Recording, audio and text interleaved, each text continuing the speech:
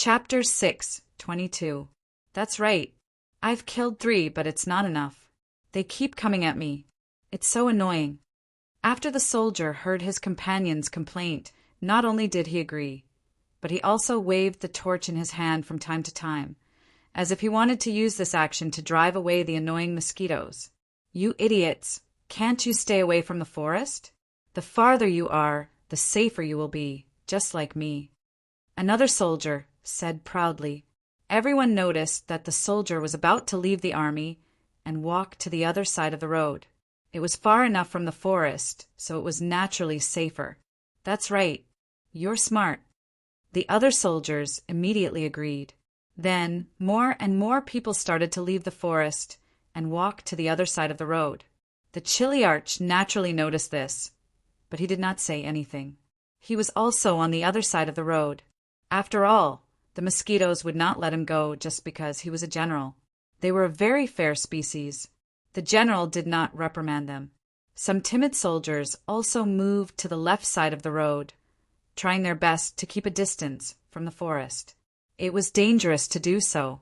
Some people had already raised the possibility that there might be mercenaries ambushing them in the forest at night. If there were, the closer they were to the forest, the safer they would be.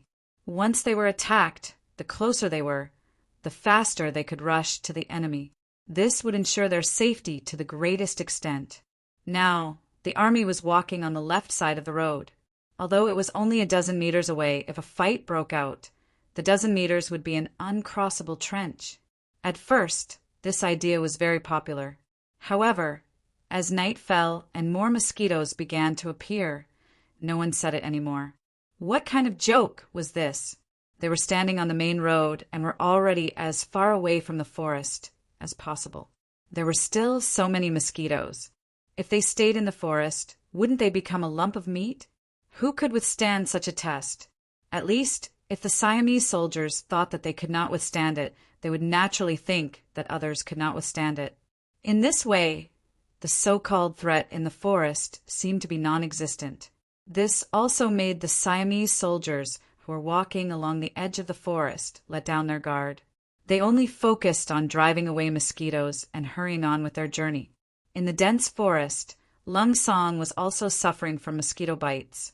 His face was already densely packed with small bumps, and these bumps were still expanding. However, if the other soldiers could endure it, as the division commander, he had no reason not to persist. He gritted his teeth and endured it. Once there are too many mosquitoes, the repellent that the 6th young master had people make is useless. Lung Song sighed softly and stared fiercely at the enemies more than 200 meters away. He decided to kill as many enemies as he could to avenge the mosquito bites tonight. The hour hand of the watch was turning, and with this movement, the enemy's main force had finally entered the forest, and the vanguard of the rear army had also stepped in. After calculating the situation in his mind, Lung Song knew that the time to attack had come. As long as he opened fire, the smell of gunpowder would be able to drive away some of the mosquitoes, let alone during a battle. Who would think about mosquito bites? Lung Song took off a pair of black leather gloves, revealing his uninjured hands. He held a Type 95 pistol tightly, adjusted his breathing, and prepared to shoot. He could even feel the mosquitoes staring at his hands, but he did not care. His eyes were indifferent, and his face was calm. He aimed the muzzle at a captain of the Siamese army. Then his finger gently pulled the trigger. A bullet flashed through the night like a meteor, leaving a dazzling red trail in the air. Bang! As the gunshot rang out, the enemy Chiliarch fell to the ground.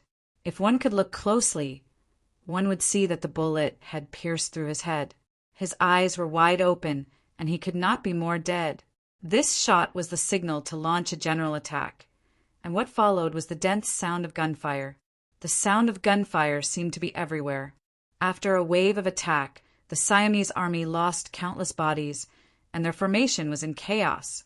Without any defense, and with the torches in their hands, what were they if not live targets? It was not until the second wave of gunfire rang out and countless Siamese soldiers were killed that the smarter generals came to their senses. They shouted and threw down their torches. One by one, the torches were thrown away or extinguished, and the surroundings were plunged into darkness. The gunfire was not as fierce as before, and only occasionally it could be heard under the moonlight. The power of the flintlock had caught the Siamese soldiers off guard, and it also destroyed their pride. Many of them lay on the ground and did not dare to move, as if they were afraid that they would attract the attention of the mercenaries and become the next live target. Gordon was also attacked, and several of his bodyguards were killed. Under the cover of the other bodyguards, he was pressed to the ground and avoided the danger of being shot. He was protected by his bodyguards, and even if he was discovered, there would be a human shield in front of him, and he would not die. However, this was not what Gordon wanted. At this moment, his face was pale, and he did not know if it was because of the pain of being pressed down by his bodyguards, or because he was angry. The siege of Wanxiang City had failed, followed by Wulong City. Now they were ambushed by the mercenaries, and he did not know how many of his 100,000 soldiers would be lost. As the general leading the army, he felt extremely humiliated. If both sides were to fight fair and square, he would lose because his skills were not as good as his opponent, and there would be nothing to say. However, the mercenaries were simply playing tricks on him. They were either relying on the advantage of firearms, mines, or other weapons, or ambushing him. This made him feel powerless, as if he had punched cotton with all his might. Initially, he was still proud of his long snake formation, and even thought that it would be best if the mercenaries appeared. This way, he would be able to counterattack and win. However, after being ambushed, he realized how wishful his thinking was. He knew to disperse his army, but did the mercenaries not know? Now, it was not just one spot that was attacked, but the entire army. How was he going to break through? The surroundings were pitch black, and all the torches were extinguished. Regardless of whether they were attacked or not, all of the 1,000-men soldiers were lying on the ground. It was as if this was the only way to ensure their safety and survive. Bastard, counterattack. What's the use of extinguishing the torches? Are you waiting for death? Although he was in a sorry state, and in order to save his life, he had to block more than one bodyguard in front of him. However, this did not stop him from reprimanding others and sending them to their deaths. Pass down my order, counterattack. There can't be too many enemies. Otherwise, they wouldn't be hiding and would take advantage of the situation to charge over. Quick, counterattack. I'll kill anyone who doesn't counterattack. Gordon's yelling was heard in the darkness. His yelling was extremely clear in such a quiet atmosphere, and it made many Kiliarch's expressions turn ugly. If they attacked, they might die, but if they didn't attack, they would die too. Thinking that dying in battle would be considered a sacrifice for the country, and at least their families would be safe, some of the Kiliarchs had no choice but to yell at their subordinates. Everyone, stand up and charge forward. The enemy is in the dense forest. As long as we charge forward, they won't have any advantage in close combat. I'll kill anyone who doesn't charge. The Kiliarchs did not forget to say the last sentence. Previously, they were still cursing Gordon for bullying the weak. But now that they thought about it, wasn't it the same for them? After the generals gave their orders, the soldiers were the ones who suffered the most. They did not have the ability to bargain with the generals. Under the orders of the centurions and the supervision of the decharches and corporals, the soldiers at the lowest level were forced to stand up.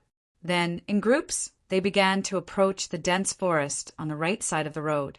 If it weren't for the fact that they were worried about being bitten by mosquitoes, they would be standing at the edge of the forest right now. With a single gunshot, they would be able to rush over as quickly as possible and force the mercenaries to engage in close combat with them. But now, it was useless to say anything. In history, there was no such thing as if or if. Everything depended on strength and a trace of luck. The soldiers were forced to get up from the ground one by one and carefully walked towards the dense forest. It seemed as though there were mines buried under their feet. If they were not careful, they would be blown up into the sky by the powerful explosion.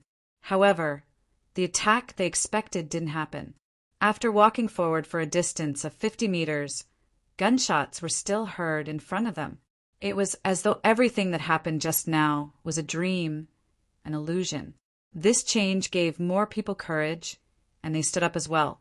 Then they groped their way through the darkness and headed towards the dense forest. Could it be that the enemy retreated after one wave of attacks? That must be it. Otherwise, the gunshots would have been heard long ago. Ha! It seems like there aren't too many enemies. Otherwise, they wouldn't have given up such a good opportunity. If that's the case, what are you waiting for? Let's go. This is our chance to show off. The Siamese soldiers began to talk among themselves. Then their footsteps began to quicken and become lighter. It was as if the mosquito bites were no longer happening.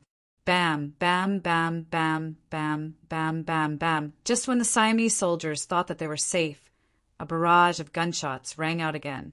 This time, it was as loud as the first wave of attacks. The Siamese soldiers were caught off guard, especially those who were the fastest. They were the first to die. Like harvested wheat, they fell to the ground one after another. Even when they died, their eyes were still wide open, as though they couldn't understand what had happened. Chapter 6, 23. Get down! One of the generals shouted. Immediately, the charging Siamese soldiers fell to the ground obediently. Their movements were so fast that it was as if they had practiced this countless times. Poor General Gordon had just stood up under the protection of his bodyguards when gunshots rang out. Once again, he was mercilessly pressed to the ground.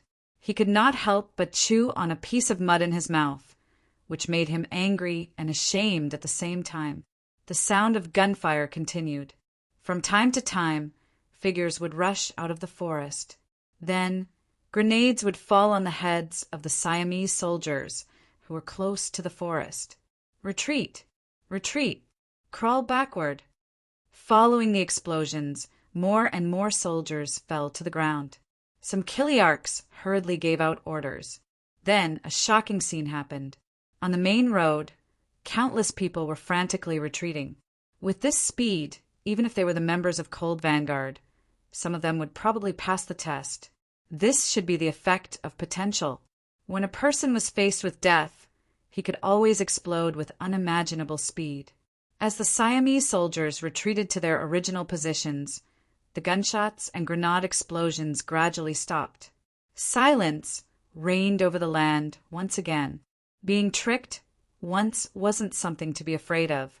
A horse could stumble. However, if he were to fall for the same trick again and suffer a loss, then he would be considered stupid and would not learn from his mistakes. Hence, after this, even when Gordon's roar came from the darkness again, none of the Kiliarchs moved. With the mentality that the law could not punish the majority if no one moved, could it be that your brother, the great general, would kill all of us Kiliarchs? If he really did that, it would not be long before a mutiny broke out. After shouting so many times that his voice was almost hoarse, the army did not move at all. Gordon gave up shouting. Forget it, forget it. He would just wait like this. Once the sun rose and everyone could see their opponents clearly, it would be time for him to counterattack. He did not believe that he would lose again at that time. This scene was similar to when Chen Bo dealt with the 100,000 soldiers of the Lansong Kingdom. They were also forced to lie on the ground to ensure their safety.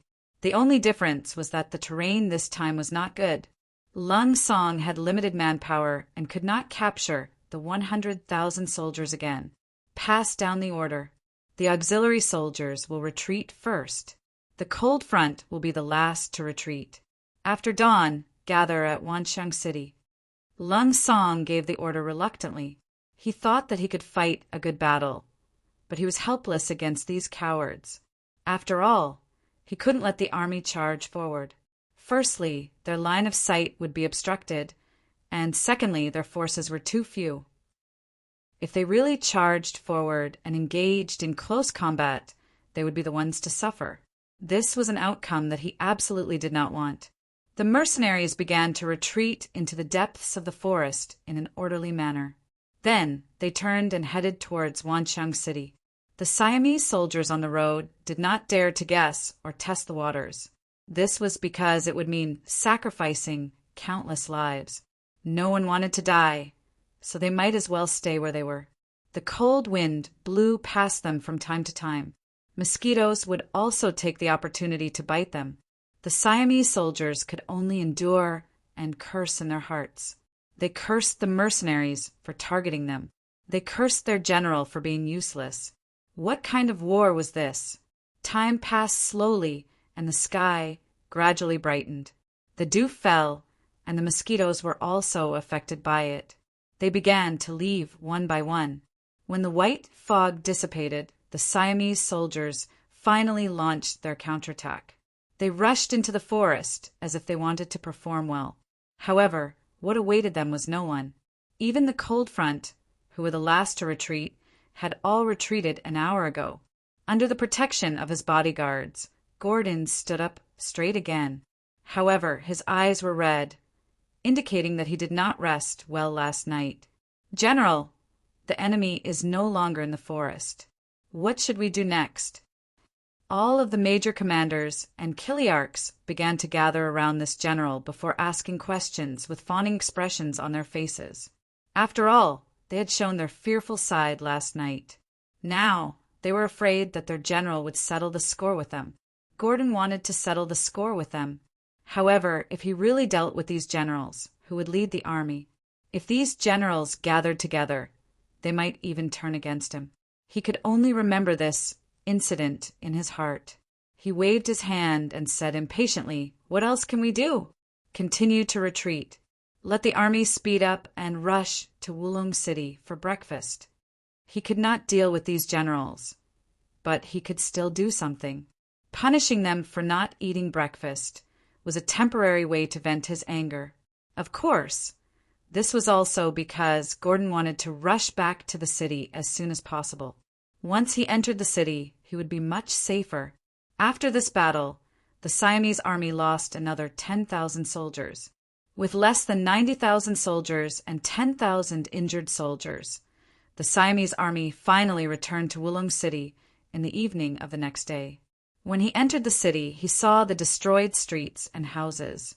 There were even some fireworks that had not been completely extinguished. Gordon knew that this base was finished. It would take at least a few months to rebuild it. This meant that the plan to attack Wanxiang City would have to be abandoned halfway. He would have to return to the capital with shame. Lung Song naturally did not care about what Gordon was thinking. 2 battles, 2 victories, more than 4,000 soldiers, wiped out tens of thousands of enemy soldiers. Most importantly, he did not suffer any losses. This result was satisfactory. With a face full of excitement, he arrived at Wanxiang City. Luan Shaoqin had already received the news and was waiting for these heroes with a group of people. What was different from when Gadan entered Wulong City was that good wine and tea had already been prepared. Everyone had a joyful expression on their faces. Wanxiang City was safe. As the governor, Luan Shaoqin was naturally the happiest person. Although he was not afraid of war, he knew that once a battle broke out, the order in the city that had just gotten back on track would be destroyed. He did not know how much he would have to pay to get back on track. Fortunately, the 6th young master had calculated everything. The retreat of the Siamese army was a reality. With the 4,000 soldiers led by Lung Song, even if the enemy attacked again, they would not have to be afraid. With the advantage of weapons, Gordon would definitely return empty-handed. After Lung Song's troops returned to the city, another piece of good news was sent over via telegram. Just yesterday, the Awol dynasty also sent out 50,000 soldiers. However, they were quickly met by the Vietnamese mercenaries Hong Jin and Ruan Jinching's 20,000 men at the strategic town of Panging Valley in the northwest of Laos. There was no chance for the Awol dynasty to launch a surprise attack, so they happily withdrew their troops. Just like that, Siam and Awa's attacks were disrupted. The people of Laos finally did not have to live in fear anymore. They could continue doing what they were supposed to do. When the news of Laos reached Yang Qindong's ears, the sixth young master at Suing City heaved a sigh of relief. Although all of this was within his expectations, no one could guarantee that there would be no accidents. Now that the dust had settled, he could finally relax and focus all his attention on Suing City. They still haven't sent anyone to negotiate with us. Yang Qindong placed his hands on his waist and stood in front of the temporary headquarters. He looked at the tall city in the distance and asked Tiger's Mane, "Young master, not yet. There's news from the Security Bureau. Leader Yun is still in the middle of an operation. He should be here soon." Tiger's Mane reported, "Good. Since that's the case, we'll increase the price. Some people just don't learn from their mistakes. Give the order. Fire with all your might. I want to see how long they can hold on." Yang Qindong's eyes flashed. Due to his own foundation, he did not have the intention to take down the Pen dynasty this time. The 5 million Han people in Suing City were in the process of being transformed, but the news was not ideal.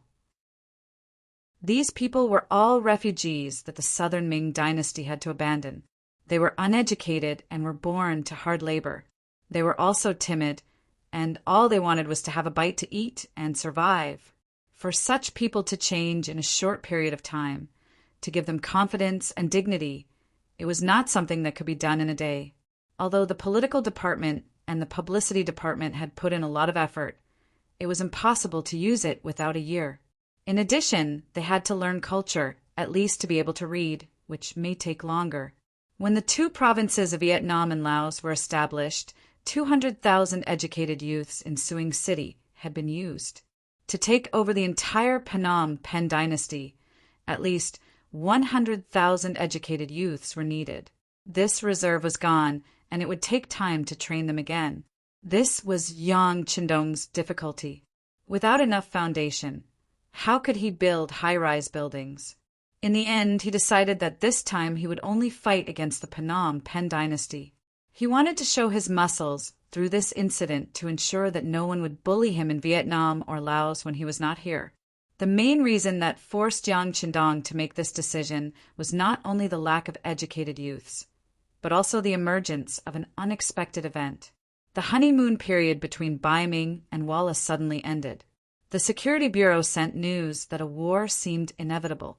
The reason turned out to be that Shi Biao, who was in charge of the security of the trade, blackmailed Walla merchants. The close relationship between the two sides suddenly became like fire and water. Chapter 6:24. Shi Biao was Bai Ming's marquis, Wu Qingho, and also the nephew of General Shi Hung. Naturally, his uncle Shi Hung would take responsibility for the trouble he caused. No one knew how it ended up in such a situation where the two sides were about to go to war. Once Bai Ming was about to go to war with Walla, Yang Qindong had to pay attention to it. He had too many concerns there. He had decided to take a look at the grassland in the north after dealing with the matters in the south. There was a vast land with many strong horses. He wanted to organize an army of cavalry, just like Genghis Khan, to sweep across the Eurasian continent and conquer the world. Before that, the matter of the Golden Bien dynasty must be solved. However, to Yang Qindong's surprise, he did not intend to swallow the other party, but the other party did not intend to negotiate either. Since that was the case, there was no need to be polite. He would just bombard them with artillery fire. This was also a unique way of pressuring them. Yang Qindong ordered, and the 100mm mortar was put to use again. Shells were fired at Suing City on the opposite side. With each shell falling, countless buildings were destroyed and countless soldiers and civilians were killed. This was not the first time that the artillery was fired at the city. The powerful destructive power had caused the people in the city to begin a mass migration. After all, no one knew whether the next shell would fall on their heads. Especially Yang Qindong's order was the kind of random bombardment without a set target. Even General Det-En in the city did not know where the next shell would fall. This made him tremble in fear every day, and he did not feel safe at all even if he changed places to sleep every day. All he could do was to keep urging people to return to the country and ask His Majesty to agree to the peace talks. After all, this feeling of living in the shadow of death every day was not good. Golden Bien City, where the capital of the Golden Bien dynasty was located.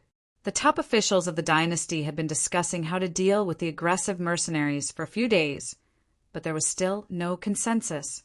The ministers were divided into two factions. One faction was in favor of war, while the other was in favor of war. Overall, the pro-war faction still had a certain advantage. They had already received news that both Siam and Awad had sent troops to Laos. Once they received good news, the mercenaries would definitely retreat. At that time, it would be time for the pro-war faction to strike and reclaim their lost territory. When King Boromir saw this, he did not respond to the mercenaries' attempt to negotiate. He wanted to be the first king to defeat the mercenaries. However, he was destined to be disappointed. Both the Siamese and Ava armies had retreated. It was only because of the lack of transportation that the news did not reach his ears. The residence of the right Prime Minister of Goldenrim City was located in a very prosperous area of the city. Two 2-meter-high stone lions stood in front of the gate day and night, showing the noble status of the owner of the house. In fact, in the Golden Bien dynasty, the right Prime Minister Dun did have a lot of power, second only to the king. He was on par with the left Prime Minister, Ding Dingwei. Perhaps to deal with the rumors of discord between the two, or perhaps because King Palomo did not wish to see his subjects too united and thus threaten his own position. The two ministers had been arguing over various issues all this while. Sometimes the left minister would win, and sometimes the right minister would win. This time, facing the issue of whether to fight or to negotiate with the mercenaries, the two prime ministers had different opinions. The left Prime Minister Ding Dingwei was in favor of war, while the right Prime Minister Dun was in favor of peace. Under the leadership of the two of them, the court officials were naturally divided into two factions and followed their lead. Because the king had certain expectations for Siam and Ava, the current situation was that the left Prime Minister had a slight advantage, while the right Prime Minister was slightly passive. Today, after the court, the right Prime Minister Dun returned to his residence with an unhappy face. He went straight to the backyard. As if it had become a habit, Yunk liked to go to the backyard of some important ministers. It seemed to be safer there. This time he was staying in the backyard of the right Prime Minister's residence. Du-En arrived with a displeased expression. When he saw Skylark's seat resting on a recliner with his eyes closed, he couldn't help but complain even before he walked over. "Sir Yin, I can really sleep. Don't you know that we're about to send troops to Suing City?" "Send troops?" Yunk, who was lying on the recliner, slowly opened his eyes. "Yes, the left Prime Minister Ding Dingwei is leading more and more officials to suggest sending troops. I can't stop it. I think you should leave Golden Bien City quickly." Du Che seemed to like to see Yunk's surprised look. From the moment this person appeared until now, he had been acting as if nothing had happened, which made him feel very displeased.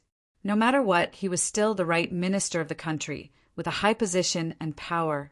Yet, just because he had accepted 200,000 taels of silver from the other party, he had not only detained the other party at home, but he was also running around in the imperial court for the other party.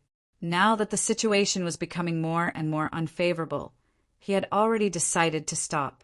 As for the 200,000 taels of silver he received before, he had spent a lot of effort on this trip. Didn't he need to be compensated? Oh. Yunk blinked his eyes, then leaned his head back and began to rest again. Dun, who had turned his head and said this, was still waiting to see Yunk's panicked look.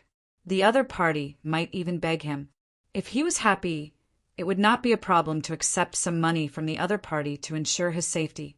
If he was unhappy, then he would just wave his hand and drive him away.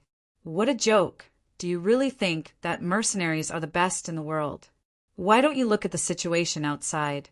The mercenaries have become an existence that everyone wants to beat up. He turned his head to the side and waited for a few breaths of time, but there was no movement at all. Out of curiosity, He turned around to take a look and saw Yun Kei lying down with a satisfied and comfortable look on his face. He immediately became angry. "Mr. Yin, didn't you hear what I said just now? I'll tell you." Without waiting for him to explain the seriousness of the matter, a piece of white paper with words written on it appeared in front of him. The other end of the paper was gently held by Yunk. What is this?" His face was filled with doubt. Could this be the banknote that the other party gave him to save his life? But it didn't seem like it. With curiosity in his heart, Dunn still reached out to take it. He wanted to see what the other party was up to. If he still dared to play tricks with him, then he would definitely let the other party know that he, the Horse Lord, also had 3 eyes. He took the paper and found that it was indeed not a banknote. There were only a few lines of words written on it. Out of instinct, he looked at the words one by one. Along with it, his originally condescending and arrogant expression also changed. After reading it for the first time, his arrogant expression had already disappeared. After reading it for the second time, cold sweat began to appear on his forehead. After reading it for the third time, the way he looked at Yunk had completely changed. Previously, it was a condescending look, but now it was filled with great shock and even a hint of flattery. Mr. Yunk, where did this come from? Are you joking?" Slowly opening his eyes, Skylark chuckled. "Joking? Do you think I would joke about this with the right Prime Minister? Let me tell you, this is the battle report I just received. It's 100% accurate. How about it? You should know what will happen next, right?" At this time, Yunk was very certain and was full of confidence. People said that a weak country had no diplomacy, and diplomacy could be divided into several types. For example, their infiltration work was also a diplomatic method. Yunk was very capable, but first he still needed a platform that could give him a chance to perform. The mercenaries were getting stronger step by step, and winning every battle was a platform for him to perform. It was with this guarantee that he could carry out his work like a fish in water. He could use all his methods and perform wonderful infiltration battles. This time, the mercenaries did not let him down. When everyone thought that they would suffer heavy losses and even lose their status, who would have thought that under the command and planning of the 6th young master, the scales of victory would lean towards him again? Yunk was still lying there, and he didn't even have the intention to get up. But now, Dunn didn't mean to blame him, or he couldn't care less about it. He was standing there and constantly wiping his cold sweat, thinking about the situation that the Gilded Dynasty would face next. What was written on the paper was the situation at the front line. It was sent to Skylark by wireless telegram. It clearly recorded the defeat of the Siamese army and the failure of the Awa army. They had no choice but to retreat. What was written on it was what the Gilded Dynasty relied on before. If what was written on it was true, then the Gilded Dynasty would have no reinforcements, and the whole country would be in danger. As the right Prime Minister of a country, Dunn naturally knew what this meant. In the worst-case scenario, the mercenaries would be like beasts coming out of the mountains. They could open their bloody mouths and bite the Gilded Dynasty at will. If they wanted to, it was not impossible for them to bite the Gilded Dynasty to death. Thinking of such a result, and thinking that His Majesty wanted to continue to send more troops to Suing City, wasn't that tantamount to angering the mercenaries? At that time, there would be no need for peace talks. They would just fight until one side was crippled. But no matter how he looked at it, it seemed that only the Gilded Dynasty would be crippled. Dunn's face changed again and again. At this moment, his mind was spinning rapidly. He slowly came up with an idea. That was to take the initiative to ask for peace before the other side sent out troops. A slap would never hit a smiling face. As long as their posture was humble, it was still possible to negotiate successfully. After all, the army of the Golden Bian Dynasty had not been completely damaged. They still had the power to fight back. Once the other 2 allies saw that they were resisting desperately, they might send troops for the second time. Chapter 6:25. The opportunity was right in front of him. Duin, who had made up his mind, no longer had that mocking expression on his face. Instead, he put on a flattering smile and took half a step forward. Sir Yin, can you open your eyes and tell this Prime Minister what the Duke of Loyalty and Courage has in mind? After all, we are now neighboring countries. It's better not to hurt our relationship. Dun took the initiative to lower his head. Yunk was not surprised by this. If there were still people who wanted to start a war with the mercenaries after receiving this information, they would either have already given up on life and death, or they would have other ideas. He could not help but sigh in his heart. The sixth young master also sent a telegram, saying that they could agree to the peace talks, but they had to try their best to obtain benefits. This time, Yang Qindong did not act like he did with the Jiaoji and Lansong kingdoms. He did not send troops to destroy the kingdoms. In the end, it was not that he had become merciful, or that his ambition had been satisfied. On the contrary, everything was done for the sake of the overall situation. Without enough resources and manpower, even if they sent troops to destroy the Phnom Penh dynasty, they would only be picking up a mess. Not to mention, if they really fought, the price they would have to pay would be too high. No one could guarantee that Siam and Ava would not send reinforcements again. The mercenaries did not want to face such a situation before they were fully prepared. With the idea of mutual destruction, no one knew what kind of power these two kingdoms would erupt in the face of a life and death crisis. Once their armies really entered the Vietnamese and Laos provinces, the losses would be immeasurable.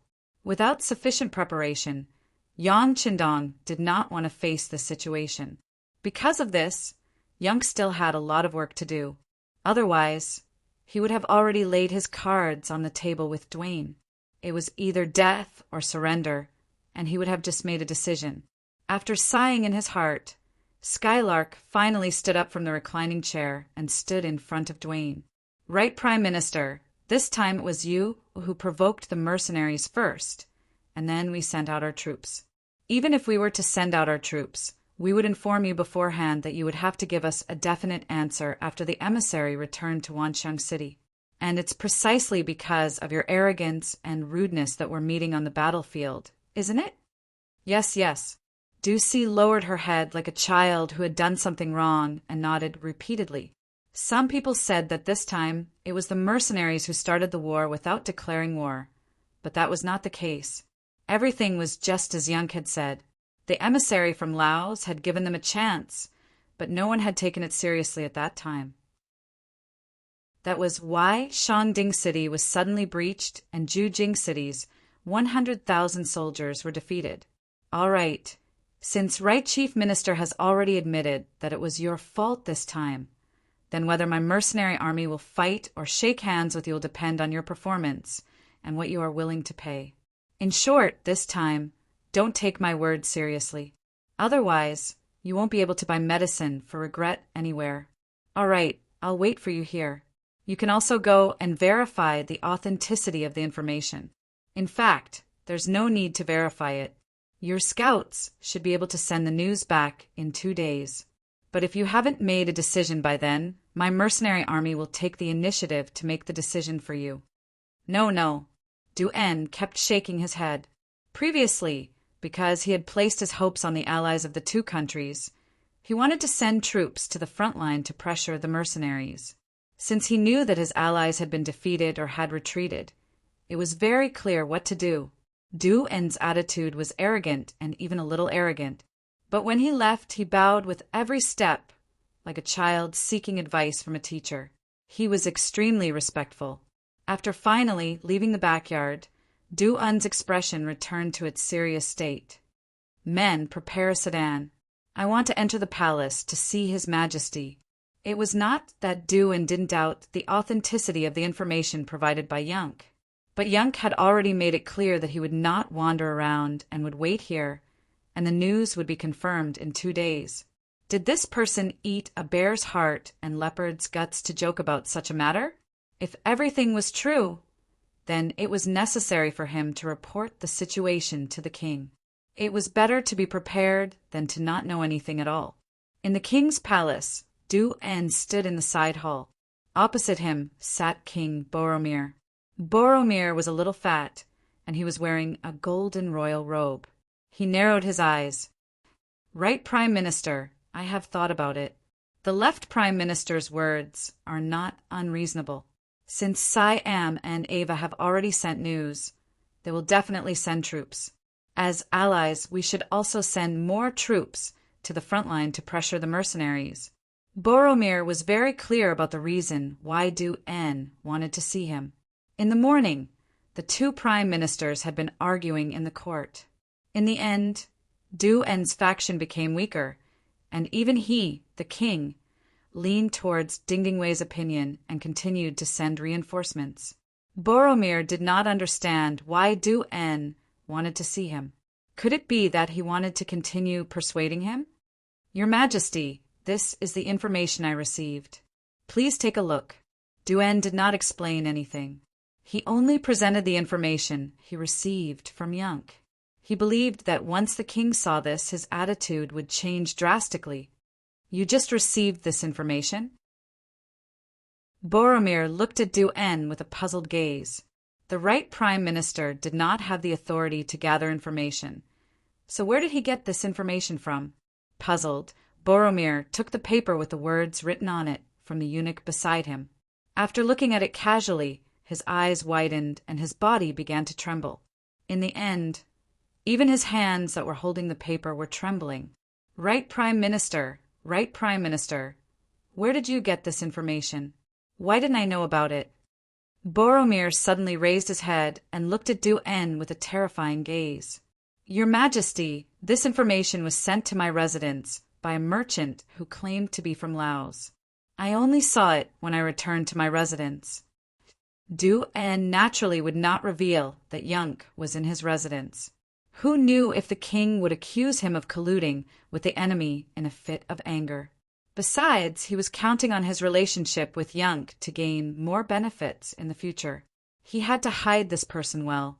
A merchant from Laos? Boromir was not very satisfied with this answer. He wanted to ask why such a merchant did not look for him or any other officials, but the right prime minister. But before Boromir could ask, Du-En took the initiative to explain, Your Majesty, my butler said that the Laos merchant will come looking for me again. But in my opinion, this is not important. What is important is whether the information is true or not. If it is, what should we do next? Right, according to the right Prime Minister, is this news true?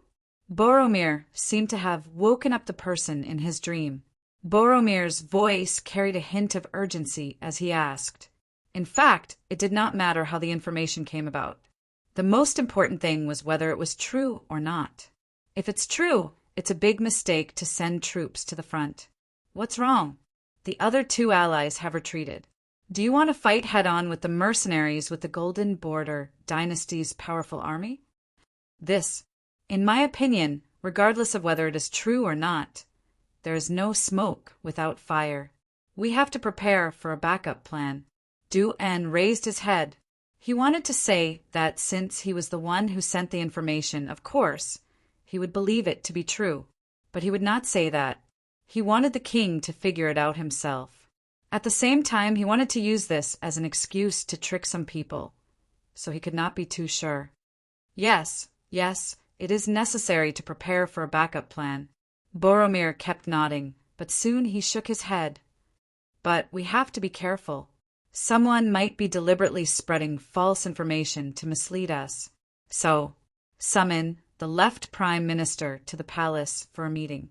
In the end, Boromir did not make a decision. He wanted to summon the others to listen to their opinions. When he heard that the king wanted to summon the left Prime Minister, Du-En's eyes flashed with excitement. He knew the king too well. The king liked to listen to everyone's opinions, as if that was the best way to make the right choice. But he had forgotten that the truth was often in the hands of only a few people. The king summoned the left Prime Minister. Ding-Ding-Wei, in his official robe, appeared in the side hall. Ding-Ding-Wei was tall and slender. He looked to be in his 50s. His eyes were not big, but they were very spirited and gave people a feeling of wisdom. Your subject greets, Your Majesty. When he entered the side hall, Ding Ding Wei bowed to the king according to the rules.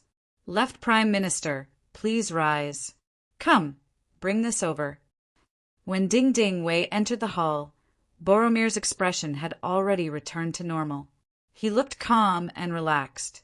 Obviously, he wanted to see the debate between the two prime ministers before making a decision. With the demeanor of a prime minister, Ding Ding Wei unhurriedly took the paper that the eunuch presented to him. First, he gave it a cursory glance. His eyes immediately widened. Then he carefully read it twice. After that, he did not immediately speak. Instead, he slowly closed his eyes as if he was thinking about something. King Boromir was not in a hurry. He seemed to be used to the left prime minister's way of doing things. He sat there calmly and did not say anything. On the other side, Du En was also not in a hurry.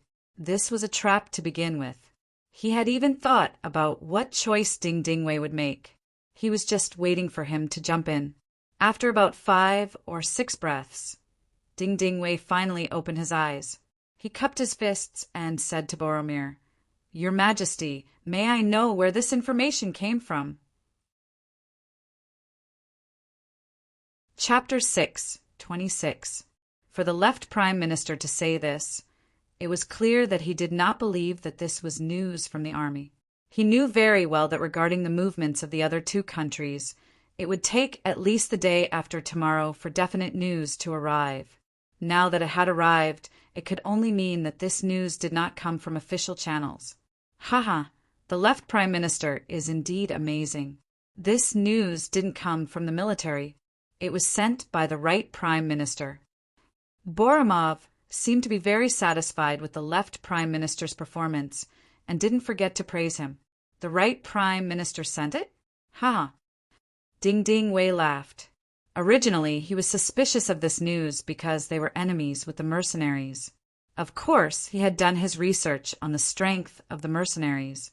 In his opinion, although the mercenaries were powerful, their weakness was also very obvious. They were too few in number. They might be able to deal with any one country, but if it was 1 against 3, they wouldn't be able to do it. But now, the news said that the armies of Siam and Ava had sent out their troops and were defeated. It seemed too unreal. This was already suspicious. Now that he knew that the news came from the right Prime Minister, Ding Ding Wei instinctively thought that it was fake news. As for why this news came, it was very simple. It was because Dun wanted to prevent him from sending reinforcements to the front line. Because the 2 of them had different political views, once the reinforcements were sent, it meant that the other side had lost the battle. Oh, why is the left Prime Minister laughing? No one knew what Boromir was thinking when he said this. But from his words, it was clear that he was a person who wasn't afraid of things getting out of hand. Your Majesty, please forgive me for being rude. Now, I would like to ask the right Prime Minister a few questions. Is that all right? Ding Ding Wei still smiled and asked Boromir for permission. I believe the right Prime Minister won't mind, right? Boromir nodded with a smile. This was equivalent to agreeing on behalf of Dun. Of course. The confident Dun nodded reservedly. Then he looked at Ding Ding Wei and said, If the left Prime Minister has any questions, feel free to ask. I will answer truthfully. At this moment, Dun's expression was very calm. There was even a hint of confidence on his face. When Ding Ding Wei saw all of this, for some reason, his heart couldn't help but tremble. As an old rival, he knew all too well what kind of person Dun was. For the sake of fighting for power and profit, they would do anything. Such people were often willing to turn black into white. They could be said to have mastered the art of thick black. Because of this person had done too many things that made people feel guilty. It was difficult to describe him as confident, but now he was actually so calm. Could it be that the information was true? As soon as this idea flashed through his mind, it was quickly rejected by Ding Ding Wei himself. If it was true, His Majesty would not have summoned him. Since His Majesty had called him here, it could only mean one thing. Even His Majesty was skeptical about this information. Once he and His Majesty both approved of this information, the matter of sending more troops to the front lines would be delayed indefinitely. This meant that the other party had won this battle, which also meant that the other party was stronger than him. When he thought of this, Ding Dingwei threw the suspicion that had just arisen to the back of his mind. Right, Prime Minister, may I ask, where did you get this information? To be honest, Left Prime Minister, this information was sent to my residence by a merchant who claimed to be from Laos. Du En, who was already prepared, replied calmly. Laos merchant? I wonder if Right Prime Minister has seen him with your own eyes? When he heard that the source of the information was so childish, Ding Dingwei was even more certain of his guess. This must be a smokescreen thrown out by Du En in order to win the battle of whether or not to send troops. Since he knew what was going on, he definitely couldn't let the other party succeed. No, Du En answered very straightforwardly, but he didn't forget to add, although I haven't seen him, I still believe this information. So according to my opinion, whether or not to send troops to Suing City needs to be carefully considered. This answer finally made Ding Dingwei unable to hold back his laughter. If it wasn't for the following explanation, perhaps he wouldn't be so certain. But since he took the initiative to mention the issue of sending troops, it was tantamount to revealing 300 taels of silver here.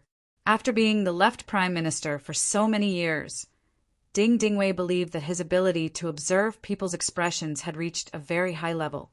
Du En's words were tantamount to confirming his previous guess. Since he had already made his decision, Ding Dingwei didn't look at Du En anymore. Instead, he turned to Boromov and cupped his fists. Your Majesty, in my opinion, this information can't be trusted. It's completely groundless. So I ask Your Majesty to make a decision and allow us to send reinforcements to Suing City. When the time is right, we will go all out to counterattack and recover the lost land. This will raise the prestige of our country, as well as the prestige of our king. Ding Dingwei finally made his move. Du En, who had been waiting impatiently, also turned to Boromov and cupped his fists. Your Majesty, I believe this information is true. It's the same as my previous guess. So I'm sure Your Majesty will be cautious in sending troops. I can even guarantee with my official position that if this information isn't true, I'm willing to resign in 2 days and retire to my hometown. At this moment, Boromov and Ding Dingwei were shocked by Du En's words. This was a scene that they hadn't expected at all. Originally, after hearing Ding Dingwei's words, Boromov could basically confirm that this was a fake information that Du En had deliberately created to delay the sending of reinforcements. He was still a little angry about this. He could allow the 2 prime ministers to fight each other, but the prerequisite was that they couldn't disrupt the development of the country. Otherwise, he wouldn't hesitate to chop off their heads. But suddenly, Du En was so confident that he would use his authority as a stake. At this moment, Boromov hesitated. Boromov wasn't the only one who thought so. Left Prime Minister Ding Dingwei was also caught off guard by Du En's move. What's going on? It's just a plan to delay the arrival of reinforcements. Why did he make such a huge bet? Why did the Right Prime Minister dare to make such a huge bet? What did he rely on? Ding Dingwei looked at Dun seriously, but he couldn't see anything from Dun's face. Especially at this moment, Dun intentionally closed his eyes. This made Ding Dingwei feel that he didn't know where to start and analyze. The side hall fell silent. Both the king and the Left Prime Minister were shocked by Du En's bold words. They couldn't help but wonder if they were wrong. Du En opened his eyes and said, If this information is true, not only should we stop sending reinforcements, but we should also find a way to negotiate with the mercenaries. The sooner we negotiate, the more sincere we will be and the less we will have to pay. On the other hand, when the situation is settled, we will have to pay several times the price if we want to negotiate with them. Du En's words couldn't be more apt to describe him now. Du En's words were completely for the sake of the Golden Border dynasty and had nothing to do with any power struggle. King Boromir was indeed frightened by Du En's boldness. He couldn't help but hesitate. But before he could say anything, Left Prime Minister Ding Ding Wei also opened his mouth and said in the same shocking tone, "I think this news is fake. Although the mercenaries are powerful, their military strength is limited. It is impossible for them to stop the armies of Siam and Ava at the same time. This is the right time to send reinforcements. I am also willing to guarantee that if I am wrong, I will retire and return to my hometown." Well, Tintin Wei had also put in a lot of effort. His words were so certain that Boromir was in a dilemma. Normally, such a thing wouldn't happen. The word official was always there. Real officials, especially important ministers, spoke with a sense of propriety. Even if they were more than 90% sure, they wouldn't be so certain. They would always leave a way out for themselves, right? But today, the two prime ministers had put their official positions on the line, and their opinions were so different. This was so abnormal that it made Boromir even more hesitant. On the other hand, Du En was first surprised, then he was overjoyed. Someone had finally jumped into the pit. It was his old rival. He really wanted to shout out loud to vent his excitement. He was so excited in his heart, but on the surface, Du En still suppressed his excitement, cupped his fists, and said to Ding Ding Wei, "Good, Lord Left Prime Minister. If that's the case, we might as well make a bet. We will see the result in 2 days. But I still have one thing to say. If we want to negotiate with the mercenaries then, we will have to pay a higher price. Let's make a bet. But I still support sending reinforcements. If we send reinforcements too late, we can't afford to suffer any losses at the front line," Ding Ding Wei said firmly. Then he stopped looking at Du En and focused all his attention on King Boromir. Obviously, he was listening to the king's orders. The two prime ministers had put their official positions on the line and spoke with great confidence. This way, Boromir was the one who had a headache. This was different from what he had expected. He wanted to see which side was right and support. But now that both sides were so strong, how could he make a decision? Boromir wanted to put his hands into his hair to calm down, but he knew that if he did so, it would be very unbecoming of him as a king. But in front of the two prime ministers, he had to give an explanation. After thinking about it, he decided to continue mediating. If he couldn't make the decision, then he would let the facts make the decision. All right, since the two prime ministers are so confident in their negotiations, why don't we all calm down and wait for a while? There should be news in 2 days. At that time, this king will know how to make a decision. Chapter 6:27. The king actually chose to wait, causing Ding Ding Wei's expression to change. "Your Majesty, you can't do that. This is exactly what some people are trying to do. If there are no reinforcements coming from the front, it will be a big problem. Your Majesty, what we should do now isn't to send reinforcements. Instead, we should immediately send a peace envoy to contact the mercenaries. This is the only way to resolve this matter with the smallest price. A long delay may lead to trouble." Du En also called out. He looked very anxious, but only he knew how happy he was. He had already dug a hole for Ding Ding Wei. Now he just had to wait 2 days to see the results. As for whether the king would agree to the peace talks now, he wasn't the one who would suffer a loss. Since the king wasn't anxious, why should he be anxious? The two prime ministers seemed to have the intention to quarrel again. Boromir immediately felt a headache coming on. He couldn't help but say in a slightly angry tone, all right, it's just 2 days later. Nothing major will happen. This matter is settled. Don't say anything else." The king was angry. Whether it was Ding Ding Wei or Dun, they knew when to stop. They just glared at each other and left the palace after saluting. Not long after the two of them left, the whole story began to spread. First, some of the important ministers knew about this matter. Soon, the commoners on the streets were also very clear about it. King Boromir didn't say anything about it. He even knew that the two prime ministers must have deliberately spread the news in order to undermine each other. It was better for him to remain uninvolved in this matter. This way, he would be able to seize the initiative. Even the king was prepared to watch the show, and so were the officials and commoners. Soon, they formed two factions and began to have an intense discussion about who would win.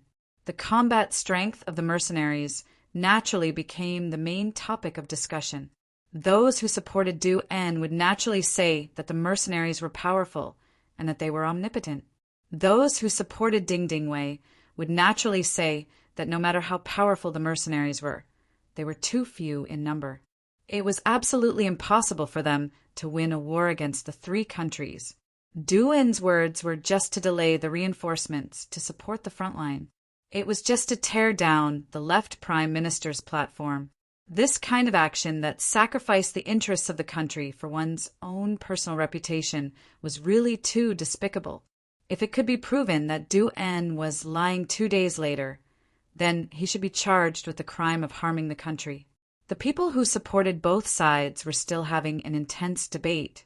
There was no victory or defeat, but the mercenaries' reputation had already penetrated deep into the hearts of the commoners.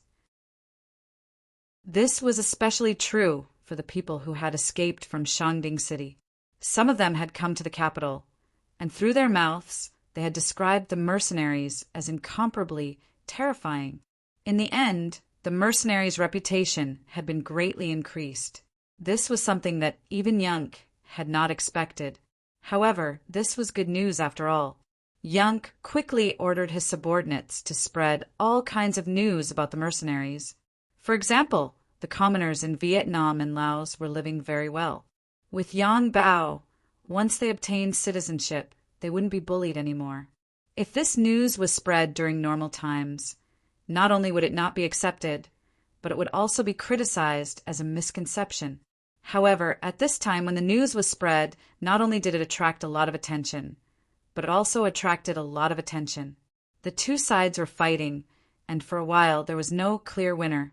Everyone was watching the show, but there were also people who were very depressed. For example, General Hun's Senator Hun Sun was still very strong. After losing Jujing City and becoming the general of the defeated army, he was escorted back to Golden Rim City. It was said that he was going to be punished. At this moment, his greedy behavior saved him. Because he was greedy for money, he became the child of wealth. As long as he had some influence in the imperial court and could speak, he would send people to give generous gifts to the officials. As a result, there were many people who spoke up for him. In the end, the left and right prime ministers spoke up together. The left prime minister, Ding Ding Wei, thought that at this time, although Hun Sun had some small problems, he could still fight. Moreover, killing a general before the war was not good for the morale of the army, so he spoke up for him. The right prime minister, Du En, was much simpler. He had received enough money, so he naturally stood up and said a few good words. The two prime ministers had the same opinion, which was a very rare thing. In the end, King Boromir decided to give Hun Sun a chance to perform meritorious deeds. He even gave him military power and told him to be prepared to support Su Wing City at any time. But now, the two prime ministers had different opinions and couldn't decide who was better. Instead, Hun Sun stopped supporting Su Wing City.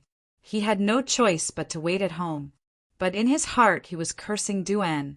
If it wasn't for the right prime minister, he would have been at the front line by now and could even turn the situation around to prove his ability. No matter how the atmosphere in the king's city changed, time didn't stop flowing because of this. It was still moving forward on schedule. After tonight, it would be 2 days tomorrow. It was time for the Golden Rim Dynasty's fast horse scouts to return. The results would be revealed tomorrow. Dwayne became a little nervous. After all, he didn't get the news through his own channels. So after thinking about it, he went to the backyard to look for Skylark because he couldn't sleep. At this time, Yun Kei was not asleep. He seemed to have known that Duan would come. He set up a simple tea shed in the small courtyard and specially prepared an extra chair. Mr. Yun knew that I would come. As soon as Du En appeared here and saw the furnishings, he was shocked. Hee, we will see the results tomorrow. Right, Prime Minister? It is inevitable that you will be impatient. Come over and have a cup of tea to calm your mind. Yunk had a smile on his face as he casually pointed to the chair opposite him. Du En also wanted to hear Yun Kei say that there was no problem with the information, so he simply sat down.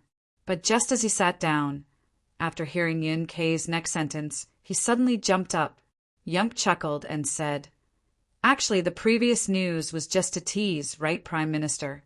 The mercenaries at the front line need time to take down Suing City. They were afraid that you would send reinforcements and disrupt the plans of the Duke of Loyalty, so they made this plan." After hearing these words, Du En was frightened. He couldn't help but jump up. Then he angrily stared at Yun Kei, who was still sitting there and fiddling with the tea, and said, "Mr. Yin, don't make jokes at this time. Otherwise, people will die." This so-called death naturally meant that he would call the guards and servants of the mansion to kill Yun Kei in a fit of anger. Because if all of this was true, he would become a tool in the hands of others. He would lose face and delay the important matters of the country. If that was really the case, he would become a sinner of the Golden Border dynasty. Duen was really angry. He even had an impulse to kill someone. Yun Kei acted as if he didn't hear anything. After finishing the last procedure of making tea, he raised his head and looked at the angry Duen and said, "Right, Prime Minister, of course I was joking." Huh. Dwayne's expression changed when he heard this. He didn't even know which sentence was true and which was false. "Ha ha ha. Right, Prime Minister. Isn't what I said just now what you suspected in your heart?" Yun Kei once again pointed to the chair opposite him, indicating that he could sit down. Then he casually said, "I just said what Right Prime Minister was thinking. But this only represents what you think, not what I think. I still have the same words. The news is incomparably accurate. Otherwise, I wouldn't stay here and wait for the confrontation, right?" Yun Kei dared to stay in the mansion, which was already a clear proof. Unless he was playing a death game, otherwise he wouldn't take such a risk. This sentence finally made Du En calm down a little. He sat down again. "Mr. Yin, is the news really true? You also know that the outside world is in chaos. If the news is not true, then this Prime Minister is really dead." "Of course it is true. I have already said this. Right, Prime Minister, have you thought about it? Once the news comes tomorrow that proves you are right, what should we do next?" Yun Kei was waiting for Du En's arrival, not to dispel the other party's worries, but to prepare for the next layout. Du En didn't know this. He was now thinking about the problem raised by Yun Quebec. He really didn't think about it. First, it was because he couldn't confirm the accuracy of the news. Second, he wanted to see Left Prime Minister Ding Dingwei make a fool of himself. As for other things, he didn't have time to think about it. But since Yun Kei asked this question, he must have thought about it. This time, Du En asked with an attitude of asking for advice. "May I ask, Mr. Yin, what should this Prime Minister do next?" "You don't have to do anything. Just say that you are sick because you were suspected this time and go back to the mansion to stay. Let the Left Prime Minister and the others mess around outside. The higher they jump, the harder they will fall in the future.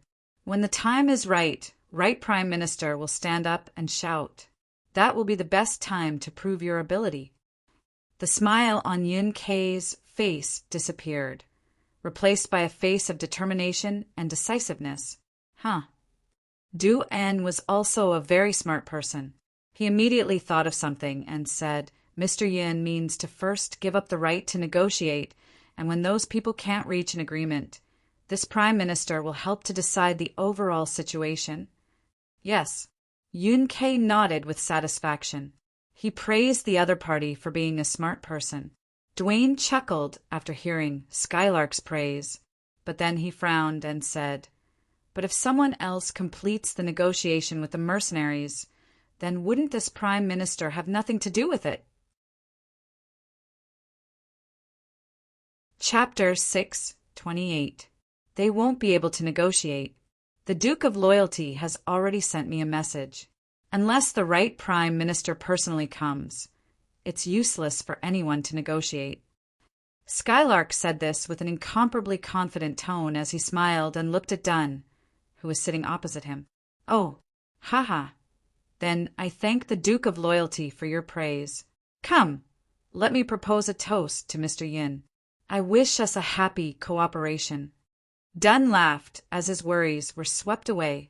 However, he did not know that the reason Yang said so much to him and the reason why Yang Qindong wanted him to negotiate was because he wanted more benefits. As for what benefits he could get, he would know in the next few days. Dunn left Yang's courtyard with satisfaction and went back to his room to sleep. When he opened his eyes again, the sky was already bright. While he was having breakfast, the butler suddenly came to report that the scouts he had sent to Ava and Siam had returned. They were now part of the royal palace. At the same time, they brought with them a huge piece of news, which was that the armies of the two countries had been defeated.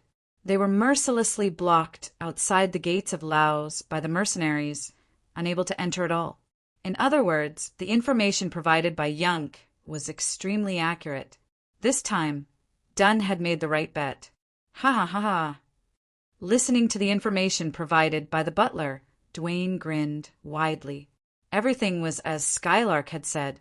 Now he needed to rest according to the plan. Thus he told the housekeeper, spread the news outside. Say that this Prime Minister has fallen ill due to mental exhaustion. It's not convenient for him to see any guests. The butler was puzzled. This time his master had one. Shouldn't it be time for him to shine in the court?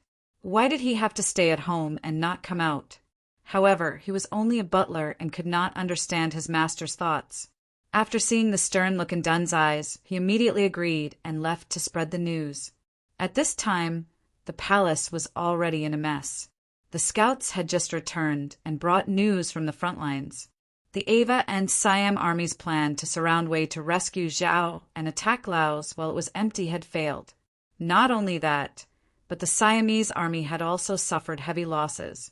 They had lost 3 rounds in a row, and their rations had been destroyed. As soon as Boromir heard the news, he knew that things were going south. Fortunately, he didn't send any reinforcements to the front lines, which meant that he didn't reveal his intention to fight to the death with the mercenaries. As such, there was still a chance for both sides to negotiate. Left Prime Minister Ding Dingwei stood there with his head lowered. There were many other officials standing in the hall. However, they all seemed to intentionally or unintentionally maintain a certain distance from him. It could be seen that this time he had miscalculated and lost to Right Minister Duan. According to the previous agreement, he would have to give up the position of Prime Minister and retire.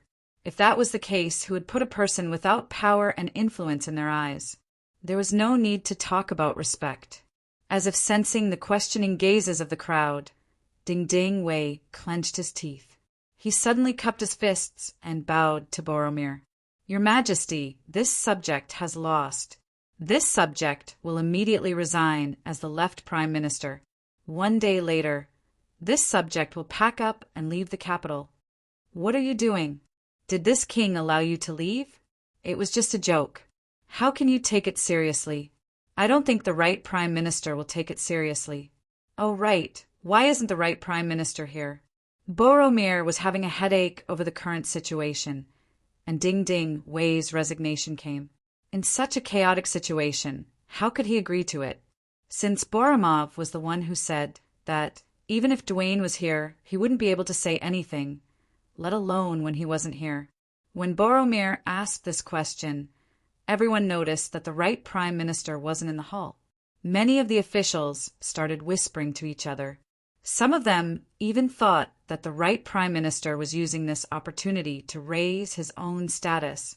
Just wait.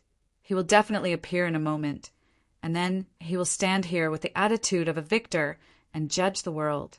More than one person had the same thought.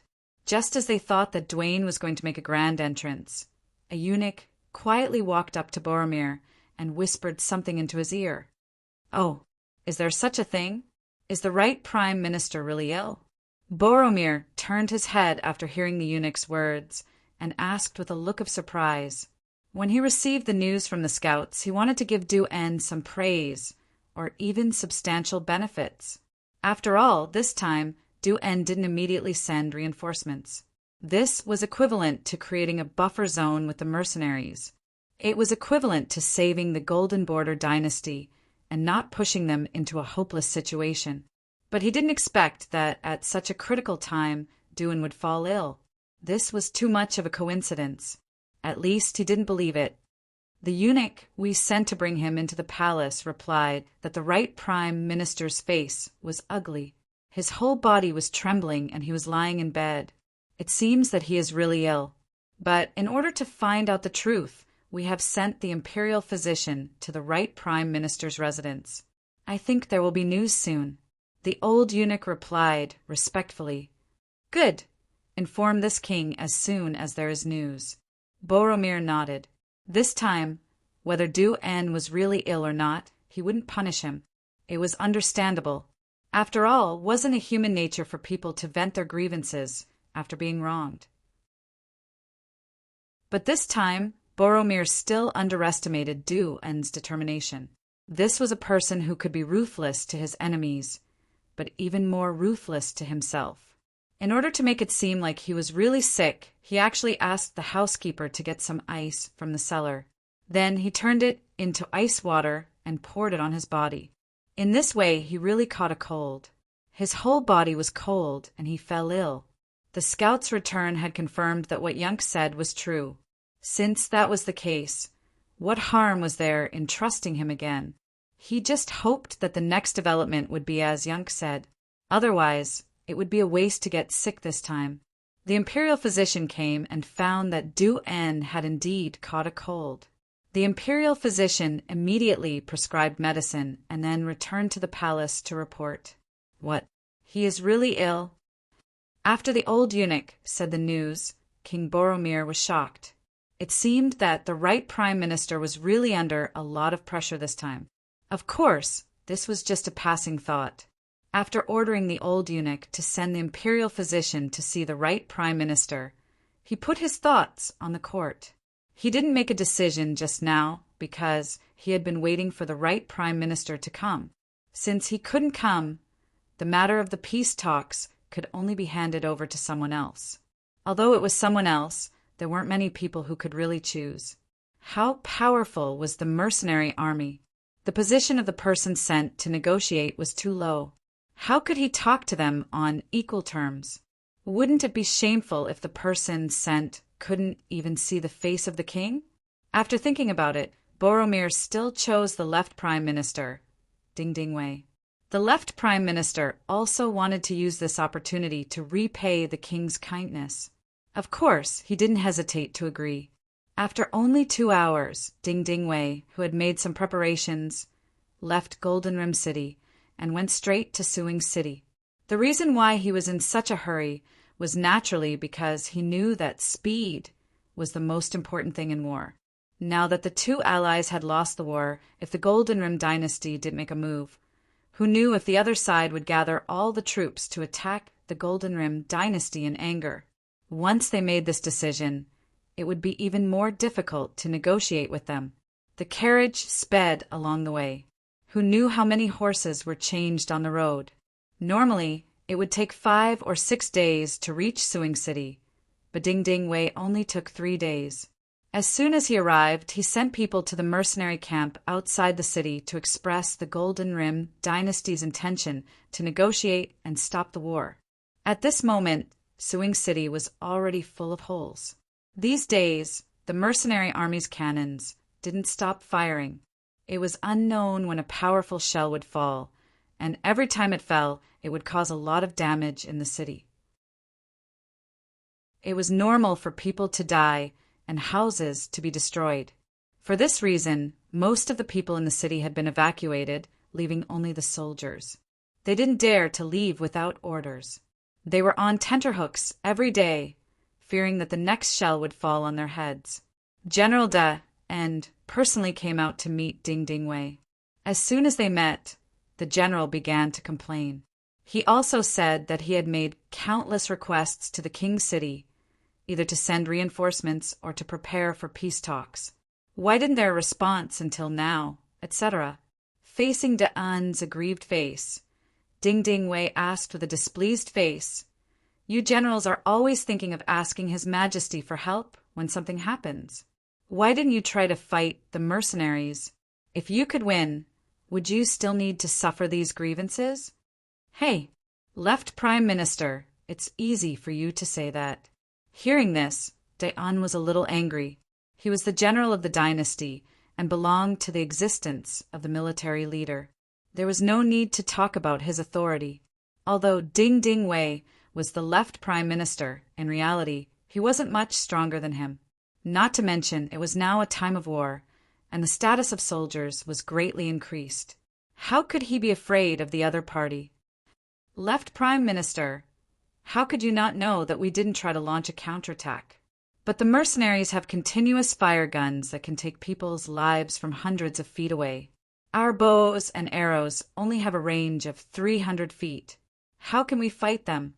This general has ordered 2 attacks, but we didn't even see a single person and suffered heavy casualties.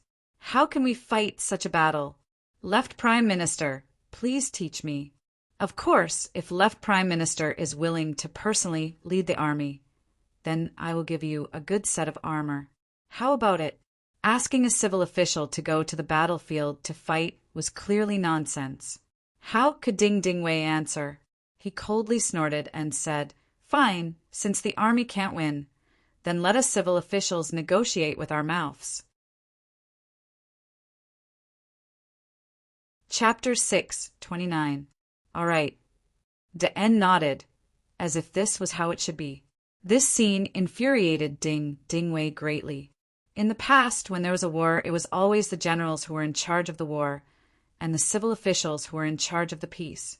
But now, as soon as Dagon heard that they were going to negotiate, he agreed without hesitation. From this, it could be seen that they were really outnumbered by the mercenaries. If that was the case, wouldn't it mean that this time's negotiation wouldn't go smoothly? Now, he just hoped that the other party would not ask for too much. Ding Ding Wei was destined to be disappointed. Although the mercenaries quickly gave an answer and welcomed them to the peace talks, when Ding Ding Wei went to the mercenary camp the next day, he didn't see the famous Duke of Loyalty from the great Ming dynasty, but only 2 regimental political commissars. He knew that the peace talks this time wouldn't go so smoothly. He couldn't even see the main characters, which was a bad sign. The people who met Ding Ding Wei were the political commissar of the 2nd Regiment, Kong Jie, and the political commissar of the 3rd Regiment, Qinbo. This was also Yang Qindong's intention to train these people's political skills. Of course, the 2 of them were prepared when they came. That was, Qinbo would play the good cop and Kong Jie would play the bad cop. When the red and white figures first met with Ding Ding Wei, they opened their mouths wide and proposed conditions that Ding Ding Wei could not accept. According to the 2 political commissars, the war could be stopped, but the Phnom Penh dynasty had to submit to the Duke of Loyalty. At the same time, the entire Phnom Penh dynasty had to be divided into provinces like Vietnam and Laos. King Boromir had to leave the palace and be taken to a mysterious place according to the mercenaries. He would be put under house arrest for the rest of his life. The other ministers would have to hand over half of their property to protect themselves, and so on. These were completely overbearing terms. One could imagine how dark Ding Ding Wei's face would be when he heard this. Then he laughed out of anger. What's the difference between your demands and occupying the Phnom Penh dynasty by force? Of course there is. If we were to attack, a minister like you wouldn't be able to save your life just by handing over half of your wealth. Chen Bo, who was in charge of playing the bad guy, said without hesitation, Are you so confident that you can take down our gilded border dynasty? Don't you know that even a rabbit will bite when it's cornered? When we are both injured, Siam and Awa will join forces to attack. I'm afraid you will have to pay a heavy price, Ding Ding Wei said in a threatening tone. He didn't believe that the mercenaries would be so bold as to not care about other countries. If that was the case, they wouldn't have just surrounded Suwing City. They would have directly attacked it. At this point, Chinbo suddenly thought of something and said, "Oh, right, the reason why you came here must be because you heard the news that we defeated the Siamese and Ava army. Yes, if you were willing to negotiate before this, we would still be able to do so. But now, either you surrender or wait for my mercenaries to blast your heart with their guns." Is this the opinion of the loyal duke? After feeling Chen Bo's tough attitude, Ding Dingwei knew that there would be no result if he continued to talk to this person. So he wanted to see the higher-ups. Perhaps it was easy to meet the king of hell, but difficult to deal with the little demons. This is not the opinion of the loyal duke, but the opinion of most of our military generals. Chen Bo turned his head and said with a very arrogant look. Just like that, the first meeting ended without any results. Just as Ding Dingwei returned to Suwang City with a belly full of anger, a few cannonballs suddenly flew over his head. One of them even landed not far from his team. He didn't know if it was a random shot or if it was done on purpose to give him a show of strength. The bombardment continued. There was no fixed time, no fixed location, and no fixed number of shells. It seemed that everything depended on the mood of the mercenaries. When he was in a good mood, he would only fire once every half a day. When he was in a bad mood, he would fire a few times, causing the people in the city to panic. Even the morale in the barracks was declining day by day. If General Dagon had not sent an inspection team to keep watch at the rear, there would have been many deserters. The atmosphere in the city became more and more serious, and the pressure on Ding Dingwei also increased. He went to the mercenary camp for 3 days in a row. One of the negotiators, Chen Bo, didn't treat him well. Although there was another negotiator, Kong Jia, who constantly adjusted the atmosphere in the middle, the negotiations didn't break down. The content didn't change much. Ding Dingwei had no choice but to write the situation in a memorial and send it back to the capital, Phnom Penh City. When the news reached the capital, King Boromir couldn't sit still. If the mercenaries were determined to take down Phnom Penh like how they took down Jiaoji and Lansang, then what could they use to stop them? Yes, they still had an army of more than 300,000 soldiers. If they fought, they would be able to cause a certain amount of damage to the mercenaries, or even severely injure them. This gave the two allied countries a chance to fight back. But in this way, Phnom Penh was destined to be turned into a sieve or even destroyed. In this case, what benefits did it have to do with them? What should they do? Boromir, who was cursing Siam and Awa in his heart, could only think of a solution. Fortunately, there was good news at this time. The old eunuch beside him said that the right prime minister, Dun, had recovered. Although he wasn't as healthy as before, as long as he didn't do strenuous exercise, he wouldn't have any problems doing ordinary work. Quick, summon the right prime minister. When he heard the news, Boromir was like a person walking in the darkness who saw the light of dawn, and he shouted excitedly. Dun's illness was indeed cured. It was originally a self-inflicted cold. Because it was treated in time, it looked more serious 2 days ago. Now, he had been recuperating for more than a week. Naturally, he was fine. Of course, Dun was able to recover so quickly thanks to Yun Kei's help. Mr. Yin said that it was time for him to come back, and it was also time for him to make a contribution. With the left Prime Minister, Ding Dingwei, it would be very advantageous for Dun to take over the negotiations, especially in terms of conditions. The facts had proven that Yun Kei's words could be trusted. Of course, Dun had to stand up. At this time, he could be said to be in high spirits. Even when he followed the eunuch into the palace, he was still arrogant and confident. As Yun Kei said, the left Prime Minister hit a wall in the front line. The king didn't really want to fight with the mercenaries, and the negotiation force would become the mainstream. Naturally, it was time for him to perform, because Yun Kei said that in the entire Golden Border dynasty, only he could handle the negotiation. Of course, in return, this time he had to fight for a certain amount of rights for the mercenaries. For this reason, Dun basically agreed without hesitation. Perhaps others would think that he was betraying his country's rights, but only he knew that if he didn't, there would be someone else to take over this position. Not to mention, if he could protect the Golden Border dynasty at this time, it would be a great achievement. Not to mention, he could also attack the left prime minister, Ding Dingwei. This had always been his wish. Since he could make His Majesty happy, make the mercenaries happy, and make himself happy, why not do such a thing? Dun walked into the side hall and saw King Boromir sitting high above. He saw that the king's eyes lit up, and then his face was full of smiles. Haha, the right prime minister is here. This king's heart is at ease. Come, give the prime minister a seat. Giving a seat was a very high courtesy, and something like this had never happened before. Just this action alone could prove a lot of things. At this time, Dun's heart was at ease. After more than 2 hours, Dun walked out of the palace with a satisfied face. Boromir had approved that he would replace the left prime minister, Ding Dingwei, to negotiate with the mercenaries in Suwang. Not only that, the king even told Dun the bottom line. As long as he followed the bottom line, he would have more freedom to play. Early the next morning, Dun set off from Golden Border City and went straight to Suwang City.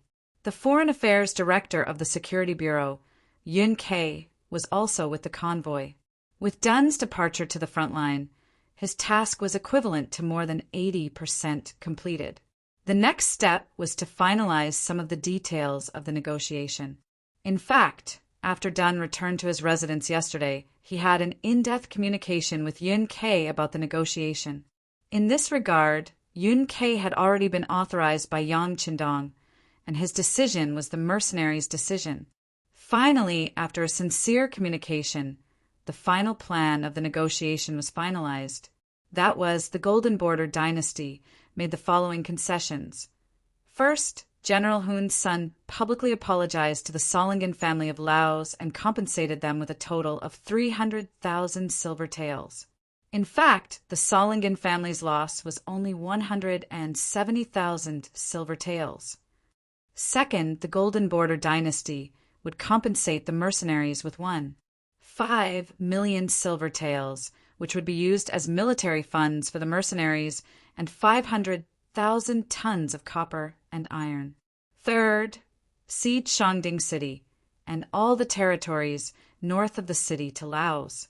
The mercenaries would withdraw to the north of Shangding City and would not infringe on the interests of the Golden Border dynasty without any reason. Fourth, the two sides would exchange business. Each had its own independent sovereignty and could station diplomatic missions to ensure a friendly relationship for generations. Once one side was attacked by others for no reason, the other side was obliged to send troops to help.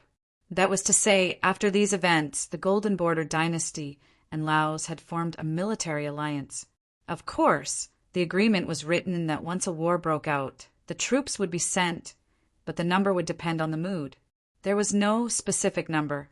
In a way, it was not a breach of the contract to send only one person. Chapter 630.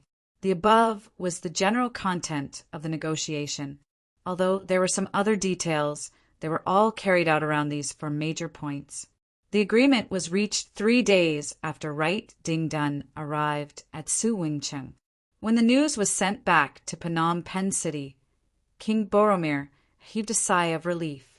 Although they suffered a lot of losses, they managed to stop the mercenary army. In a way, this was the first time a country or region managed to stop the mercenary army. Boromir was very proud of this. Of course, because of Boromir's compromise, it attracted the dissatisfaction of Siam and Ava. But in this regard, Phnom Penh dynasty did not say anything. Who asked these two countries to withdraw their troops so early? They even wanted to laugh at Phnom Penh dynasty. After this incident, Phnom Penh dynasty also saw their own shortcomings. No matter who had it, it was better to have it themselves. No matter who was strong, they were not as strong as themselves. They decided to put all their efforts into developing their military. Recruiting, training, and training soldiers had become something they urgently needed to do. Previously, because they had compensated the mercenaries, now they needed more money to train their soldiers. All of a sudden, all kinds of taxes began to increase, and some even doubled. In some places, the taxes were collected 3 years later, or even 5 years later. Because of this, the people were complaining, and the order of the country began to fall into chaos. The matter of Phnom Penh dynasty was finally resolved temporarily. The mercenary army also began to withdraw. When the news was sent back to Vientiane City, the capital of Laos, many people were shocked. In the eyes of the nobles, this time the mercenary army and the Phnom Penh army would definitely suffer losses. In this way, their opportunity had appeared. When the time came, once Siam and Ava sent troops again, Laos would definitely not want to be trapped internally and externally. Their status would rise and their authority would increase. Wouldn't this bring them benefits? But now, the mercenary army had stopped. Were they still the powerful mercenary army that destroyed a country? If this was the case, where would their development opportunity lie? More importantly, this time, the mercenaries had stood up for the Solingans. Naturally, they would receive the support of the domestic business groups. Their position would be more stable. Would they have a chance to rise again? In the eyes of the merchants and commoners, the conclusion that they came to was completely different from the nobles. The mercenaries had won the battle, and for the first time, the enemy general had apologized to the merchants on their side. This was something that seemed impossible to happen. Didn't this mean that the mercenaries' position had been recognized and respected by everyone? As the governor of Lao province, Luan Shaochin had said that as long as you became a legal citizen of Lao province, no matter where you were, no matter what happened, as long as you encountered any difficulties or injustice, the provincial government would stand up for you, solving the difficulties and finding justice at the same time. Naturally, many people scoffed at this. Most of them were merchants. They were not as ignorant as ordinary people. They had traveled extensively for many years and had been to countless places. Naturally, their horizons were not something that ordinary people could compare to. It was precisely because they had seen too many things that they did not believe that anyone could make decisions for them. Although they were very rich, their social status was not high. In the eyes of others, they were full of the stench of money. When it came to the degree of real respect, they were often inferior to some ordinary people. Soldiers, farmers, workers, and merchants. Merchants were ranked last. The general trend was like this. Why should they believe that the Lao provincial government would really protect their rights, although they had paid a lot of business taxes? Now, no one dared to say such a thing. What happened to the Solingans had proven everything. Not only did General Hun's son of the Phnom Penh dynasty personally apologize and pay compensation, but he also invited the Solingans to do business in the Phnom Penh dynasty. They bowed their heads, paid compensation, and even took the initiative to invite them. Did this not prove the status of merchants? As the patriarch of the Solingans, Nong Si was very proud of himself. He was actively preparing goods to go to the Phnom Penh dynasty in person.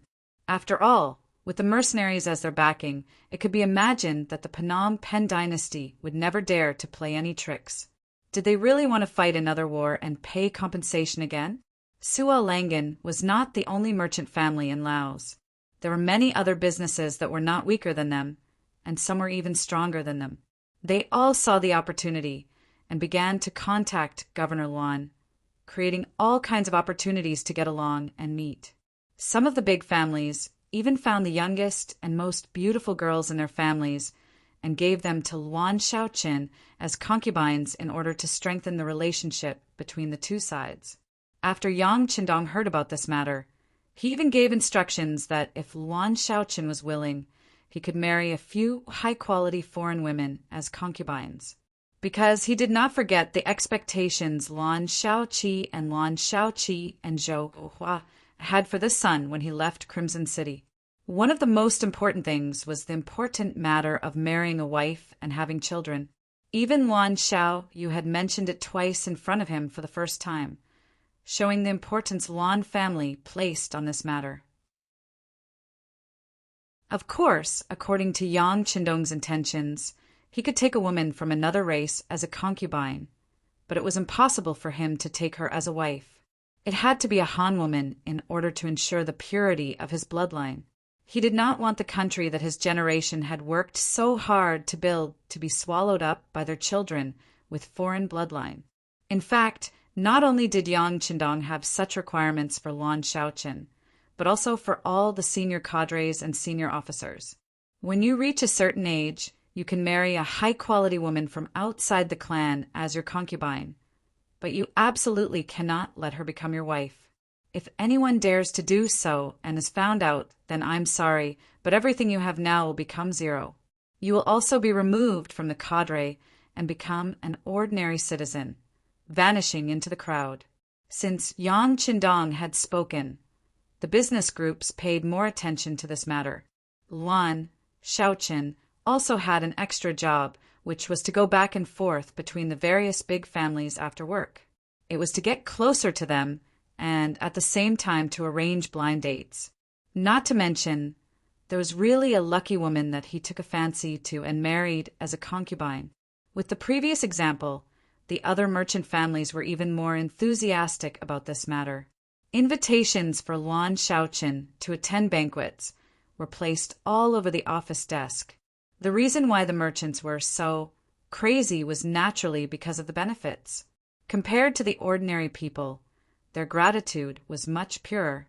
This was especially so when Yang Bao published a series of punishments for this matter, using the World Knowledge Tea House to make it known to everyone. Regardless of whether it was the elderly of 70 years old or the children of 3 years old, they all knew about this matter. They knew that as citizens of Lao Province, they had more security when they went out, and they could receive the respect of others from the bottom of their hearts. This was something that they did not even dare to think about before. Lao Province had led them to do it. In order to express their gratitude, the ordinary people could only lower their heads and work hard. Those of suitable age naturally chose to join the military to ensure that the fruits of their labor would not be stolen by others. They were just this kind of people. If someone treated them well, they would treat that person well. This was the will of the people. After this matter, the hearts of the people started to submit. After Luan Shaoqin gave out the various government orders, they were always quickly implemented, and Lao Province entered a period of rapid development. When Yang Qindong brought the main force of the mercenaries back to Wancheng City, he saw this scene of prosperity, which made him very happy. In order to create enough space and environment for Lao Province and Vietnam Province to develop, he also sent messengers to Siam and Ava to discuss cooperation. There were no eternal enemies, only eternal benefits. Business alliances could strengthen each other. Since this was the case, why did they have to fight? Even the powerful mercenaries were willing to put down their weapons. They naturally went with the flow and agreed to a temporary peace. However, everyone knew that there would be a war between them sooner or later. Now was the time to develop and strengthen themselves. After dealing with the external threats, there was no problem with the internal integration. At this time, Yang Qindong was also about to leave Lao Province. The Security Bureau was now sending a telegram every day, reporting the situation between Northern Ming and Walla. There had already begun a small-scale skirmish between the armies. If it continued to develop like this, and there was no one to control it, it was likely that the war would be unstoppable. Since this was the case, Yang Qindong would definitely want to take a share of the profits. In addition, because their foundation was not strong enough, Lao Province could not meet the requirements for expansion in a short period of time. There was no point in staying here, so his departure was inevitable. Yang Qindong decided to leave. The first to leave was the main force, led by Commander Lung Song. Chichen City could not be without a strong military force, so someone had to go back and defend it.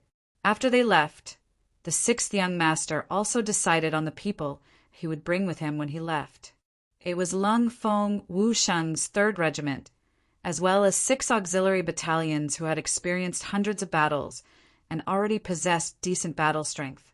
As long as they were trained a little more, they would definitely become the Lung Fong in the future.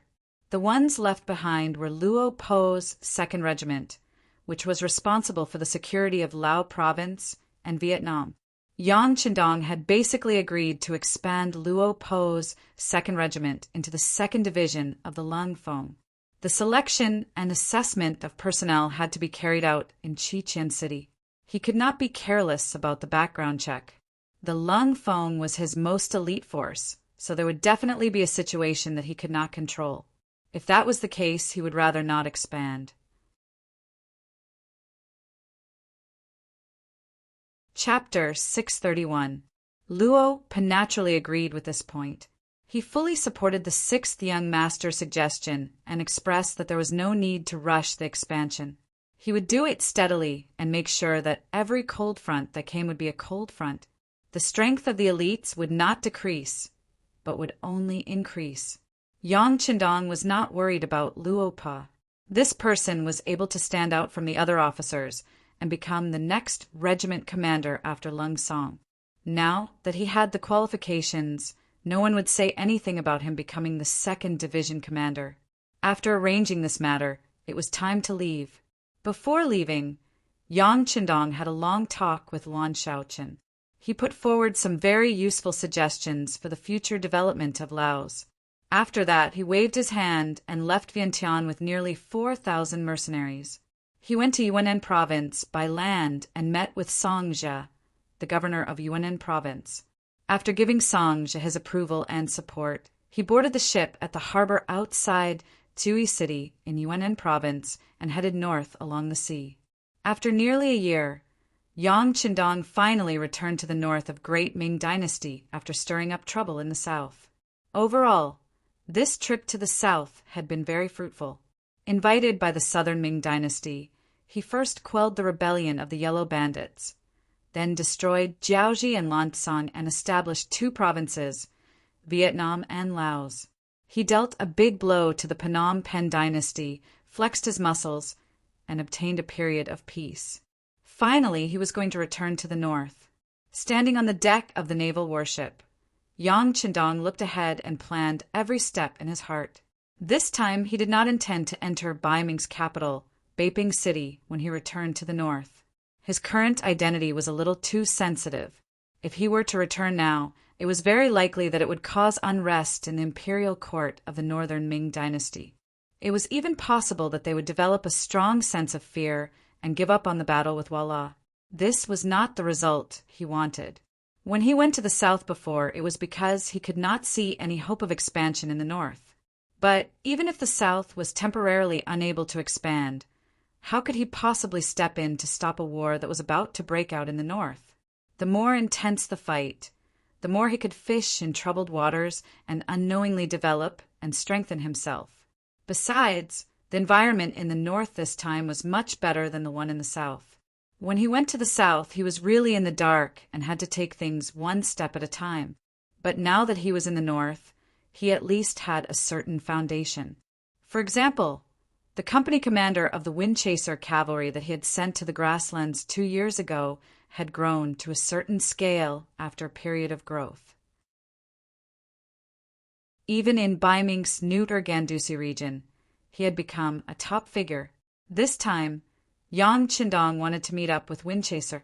Presumably, with his support and participation, Windchaser's team would expand in a very short period of time and become a powerful force to enter the northern grasslands. The military ship headed north. The speed of the ship, which had been converted to steam power, was much faster. In just 5 days, they had traveled thousands of kilometers through the Korean Strait and arrived at a place called Haisheng. Haisheng was Vladivostok, which was occupied by Russia in the future. To the north was the Shuangqing Guards, and to the south was the Malian Guards. It belonged to the Great Ming's New Gandusi. The New Gandusi was a local military organization set up by the Great Ming government in Heilongjiang, Asu River, today's Weсли River, Songhua River, and Nayan River, today's Nin River. During Hongwu's reign, Most of the Yuan dynasty officials in the Neuter Gandusi region surrendered to the Ming government. In the 9th year of Yongle, 1411, the Neuer Gandusi was officially set up. It was the highest administrative organization in Heilongjiang and Westerly River. The main officials of the Gandusi were transferred officials and later became hereditary officials. The Mongols, Jurchens, Jelimi, Qi, Dor, and other races all made a living by hunting and fishing. The Ming dynasty government also appointed the leaders of the various races to take charge of the various places and gave them seals. They followed their customs and gave them tributes from time to time.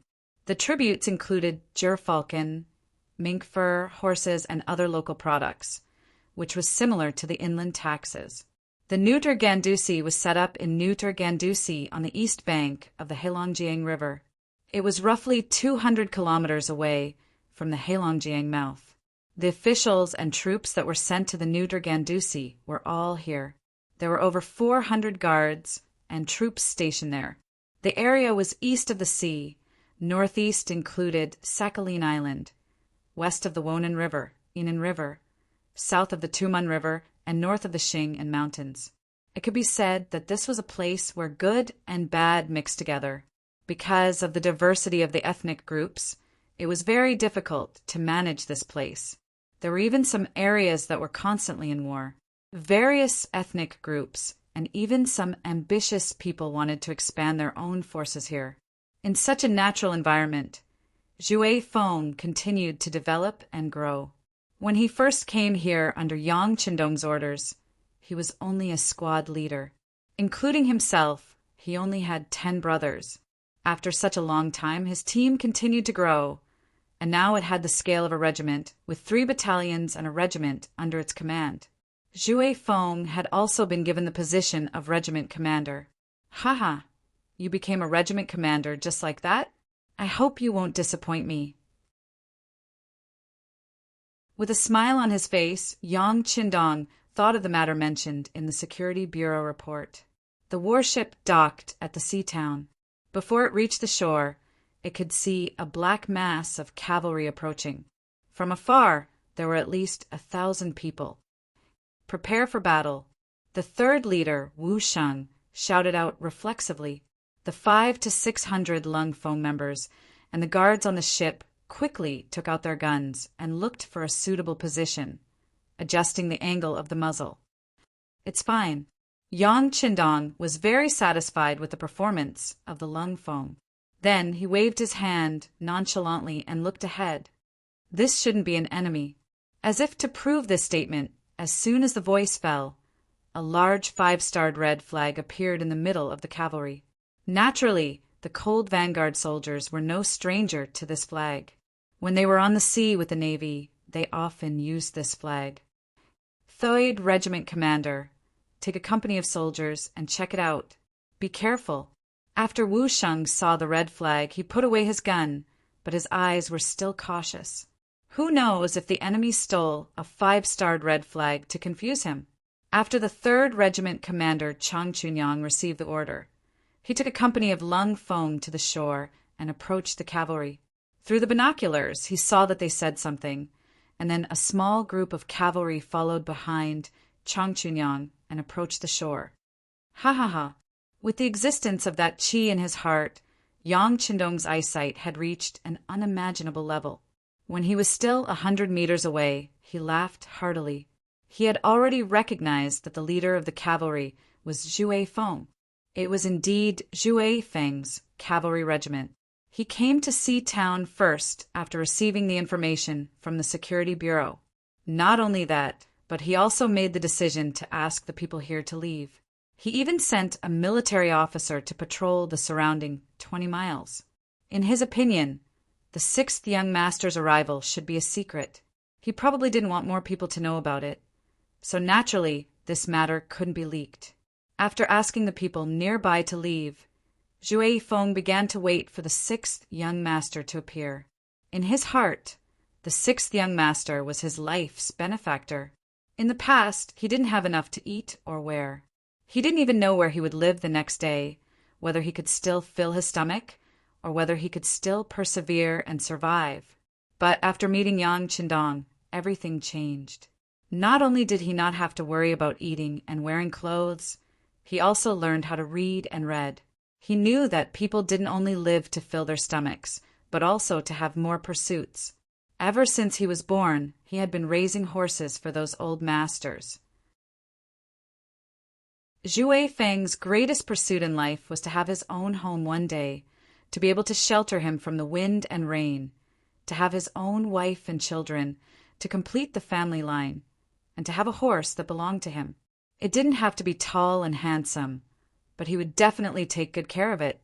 Every day, he would use water to wash the horse very clean. Occasionally, when he had nothing to do, he could ride the horse for a walk. That was already very happy. But these thoughts could only be wishes, and he could only think about them in his heart. If he didn't even have enough to eat, how could he talk about raising his wife and children?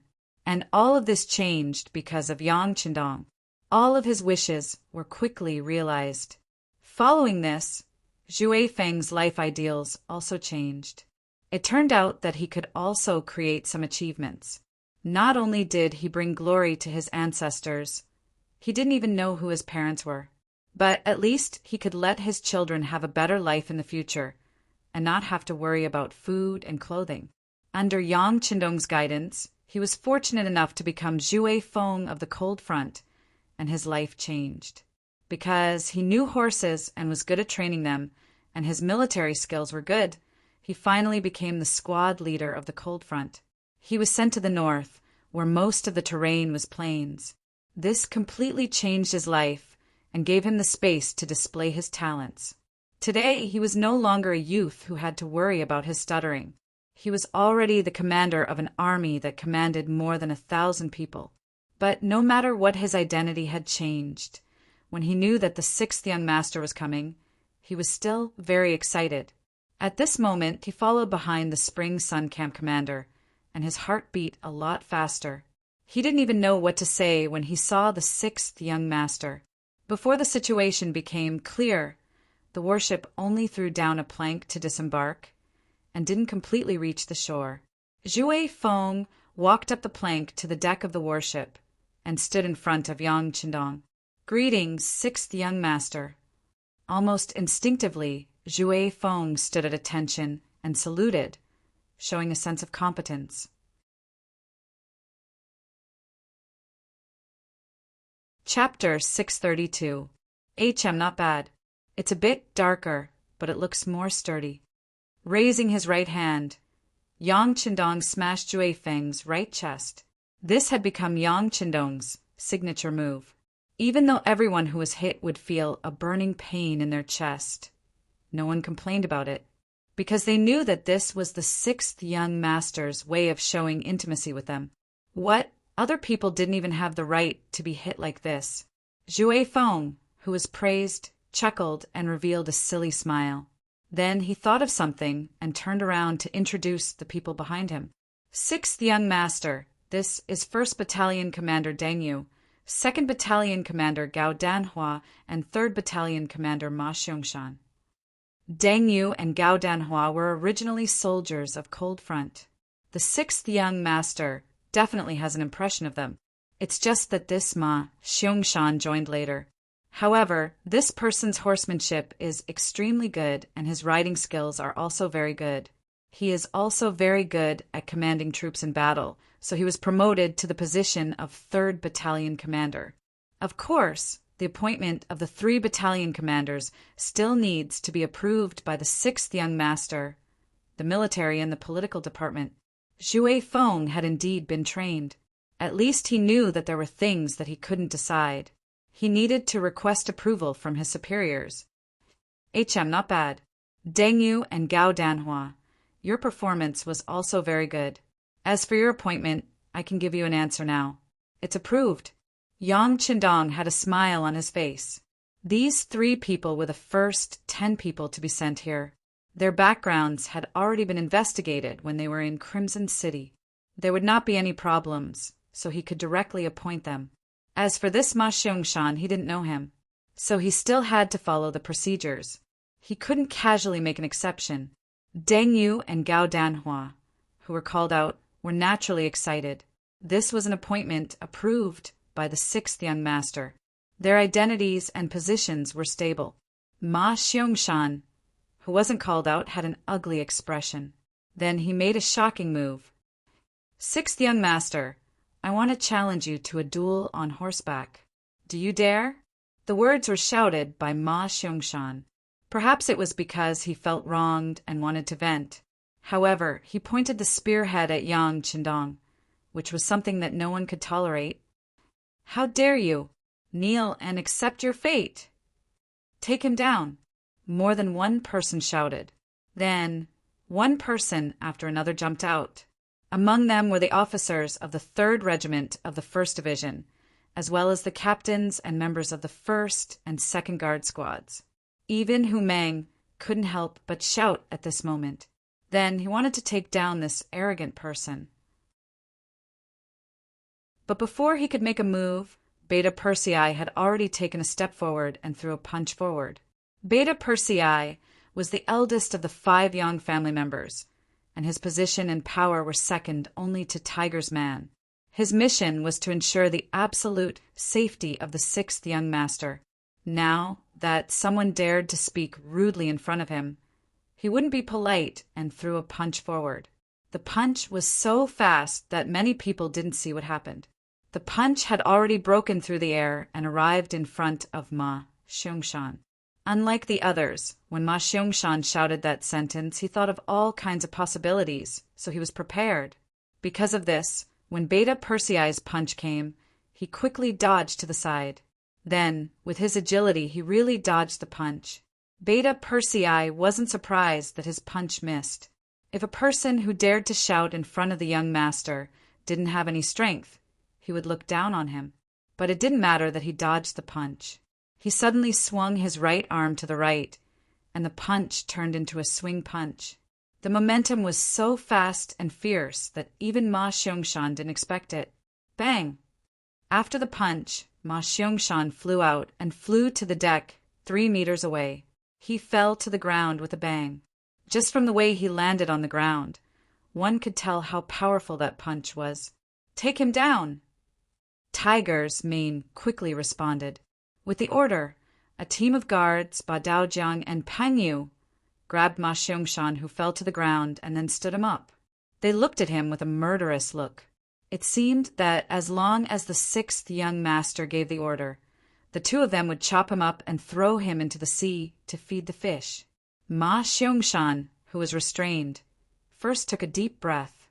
After feeling the pain in his chest and not leaving any internal injuries, his eyes fell on Yang Qindong. He then said with a provocative look, "What? You don't dare? You really don't know how to write the word death." Tiger's mane saw Ma Xiangshan provoking the young master again and again. He was already furious and threw a punch at Ma Xiangshan's lower abdomen. Bang! Ba Daojiang and Pang Yu held Ma Xiangshan tightly. The punch was solid. Ma Xiangshan's body shrank into a ball. He opened his mouth and breathed heavily. Obviously, the punch was so heavy that he couldn't speak. Windchaser, Deng Yu, and Gao Danhua, who were standing opposite, were so scared that they couldn't speak.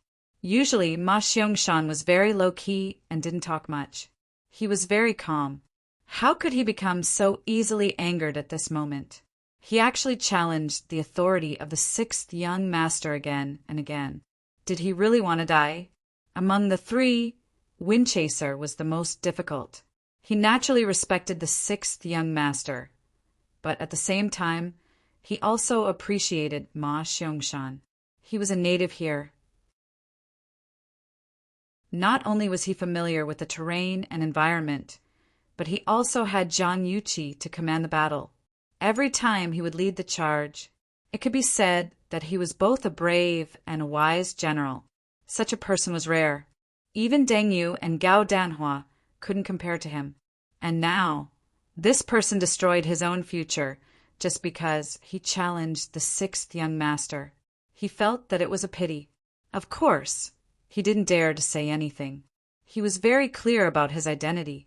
He also knew that the authority of the sixth young master wasn't something that others could casually question. No one spoke. On the deck, there was only the sound of Ma Xiangshan constantly retching, and Lung Feng glaring at him with murderous gazes. Perhaps in some people's eyes, Ma Xiangshan was already a dead man. They were only waiting for the sixth young master to give the order and hand him over to them. Then they would use all kinds of methods to make this person regret having a tongue and regret being able to speak. You want to challenge me? While everyone was waiting, Yang Qindong finally spoke. But it wasn't a condemnation. It was a question. Ma Xiangshan's physique was really good. Even though he was punched 3 times, the pain still persisted. It wouldn't go away for a few days, but he had already recovered his basic ability to speak. With the lesson just now, he didn't dare to challenge Yang Qindong. Fortunately, he had already achieved his goal, so he nodded after hearing this question. Well, you are very courageous. Since it's like this, I will agree. How about this? Seeing that you're injured, I'll give you 3 days to recuperate. After 3 days, we'll see who's the winner. Yang Qindong nodded lightly and actually agreed to the other party's challenge. This result naturally surprised everyone. Tiger's Mane and Beta Persei bluntly said, Young master, you have a body of gold. How can you take such a risk? Yes, sixth young master. Ma Xiangshan must have taken the wrong medicine. Don't take his words to heart. Windchaser and the others also quickly persuaded. Well, I have made up my mind. It's settled. By the way, in these 3 days, no one is allowed to find trouble with Ma Xiangshan. This young master wants a fair competition. Is that clear? Clear. Tiger's Mane and the others said reluctantly, but there was no other way. In their eyes, Yang Qindong's words were an imperial edict. No one dared to disobey. Ma Xiangshan was the first to get off the boat. He really needed to heal. The 3 punches just now were heavier than the previous one. It had seriously affected his movements. When Ma Xiangshan left, Windchaser immediately knelt down and asked for forgiveness. Sixth young master, it's all my fault for not teaching him well. Please punish me. That's right. Your soldiers are indeed too arrogant. That's not good. I'll punish you with half a year's salary and find a good horse for this young master. That shouldn't be a problem, right? Yang Qindong naturally didn't like to see subordinates offending their superiors. But Ma Xiangshan's matter was an exception. He had just arrived, and only a few people in this cavalry regiment were familiar with him. The others were probably not familiar with him. If he wanted to lead them, it would be very difficult if he didn't show a certain amount of strength. Since that was the case, he decided to use this opportunity to tell the cavalrymen how powerful the person they were following was. It was only a penalty of half a year's salary. This was nothing to Zhui Feng, who was alone. But he was curious about why the sixth young master was looking for a horse. Puzzled, he asked, Sixth young master, what do you need a horse for? Of course, it's for a competition. This young master has already agreed to Ma Xiangshan's request. I can't just stand on the ground and fight with him. Moreover, it's not just me. The other Lung Feng soldiers and auxiliary soldiers also need war horses. Living here, how can one live without a horse? Yang Qindong spoke as if this was a matter of course. These words not only stunned Windchaser, but also Wu Shan and the others behind him. Sixth young master, we don't need it. We have bicycles to ride. Those things are very fast, and we don't need to eat food. Isn't that better? Wu Xing had never ridden a horse before. His soldiers also hadn't ridden a horse before. There was some resistance in his heart. Yes, sixth young master, you can live here without a horse. The various forces here also have infantrymen. This is very normal. Windchaser also explained. There was no other way. He didn't know about this before, so he didn't prepare so many horses. This was a hole for nearly 4,000 war horses. How could it be solved so easily?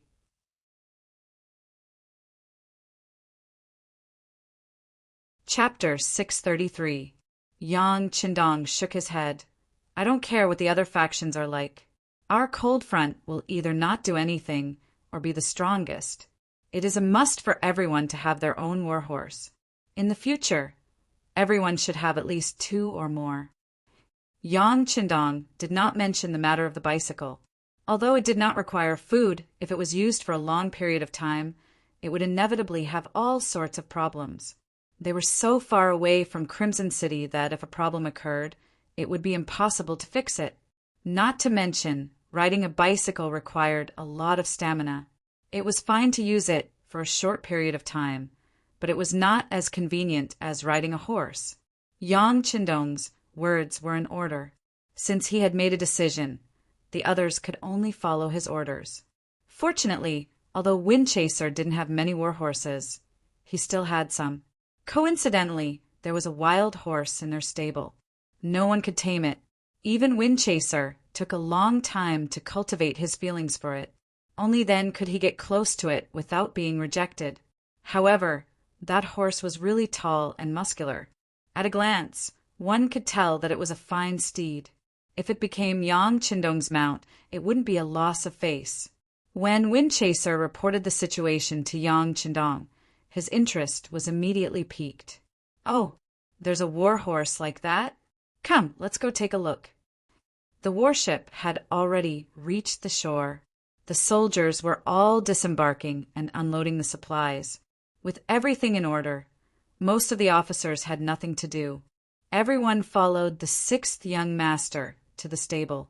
The stable did not have a fixed location. Usually, wherever the main army was, it would be built there.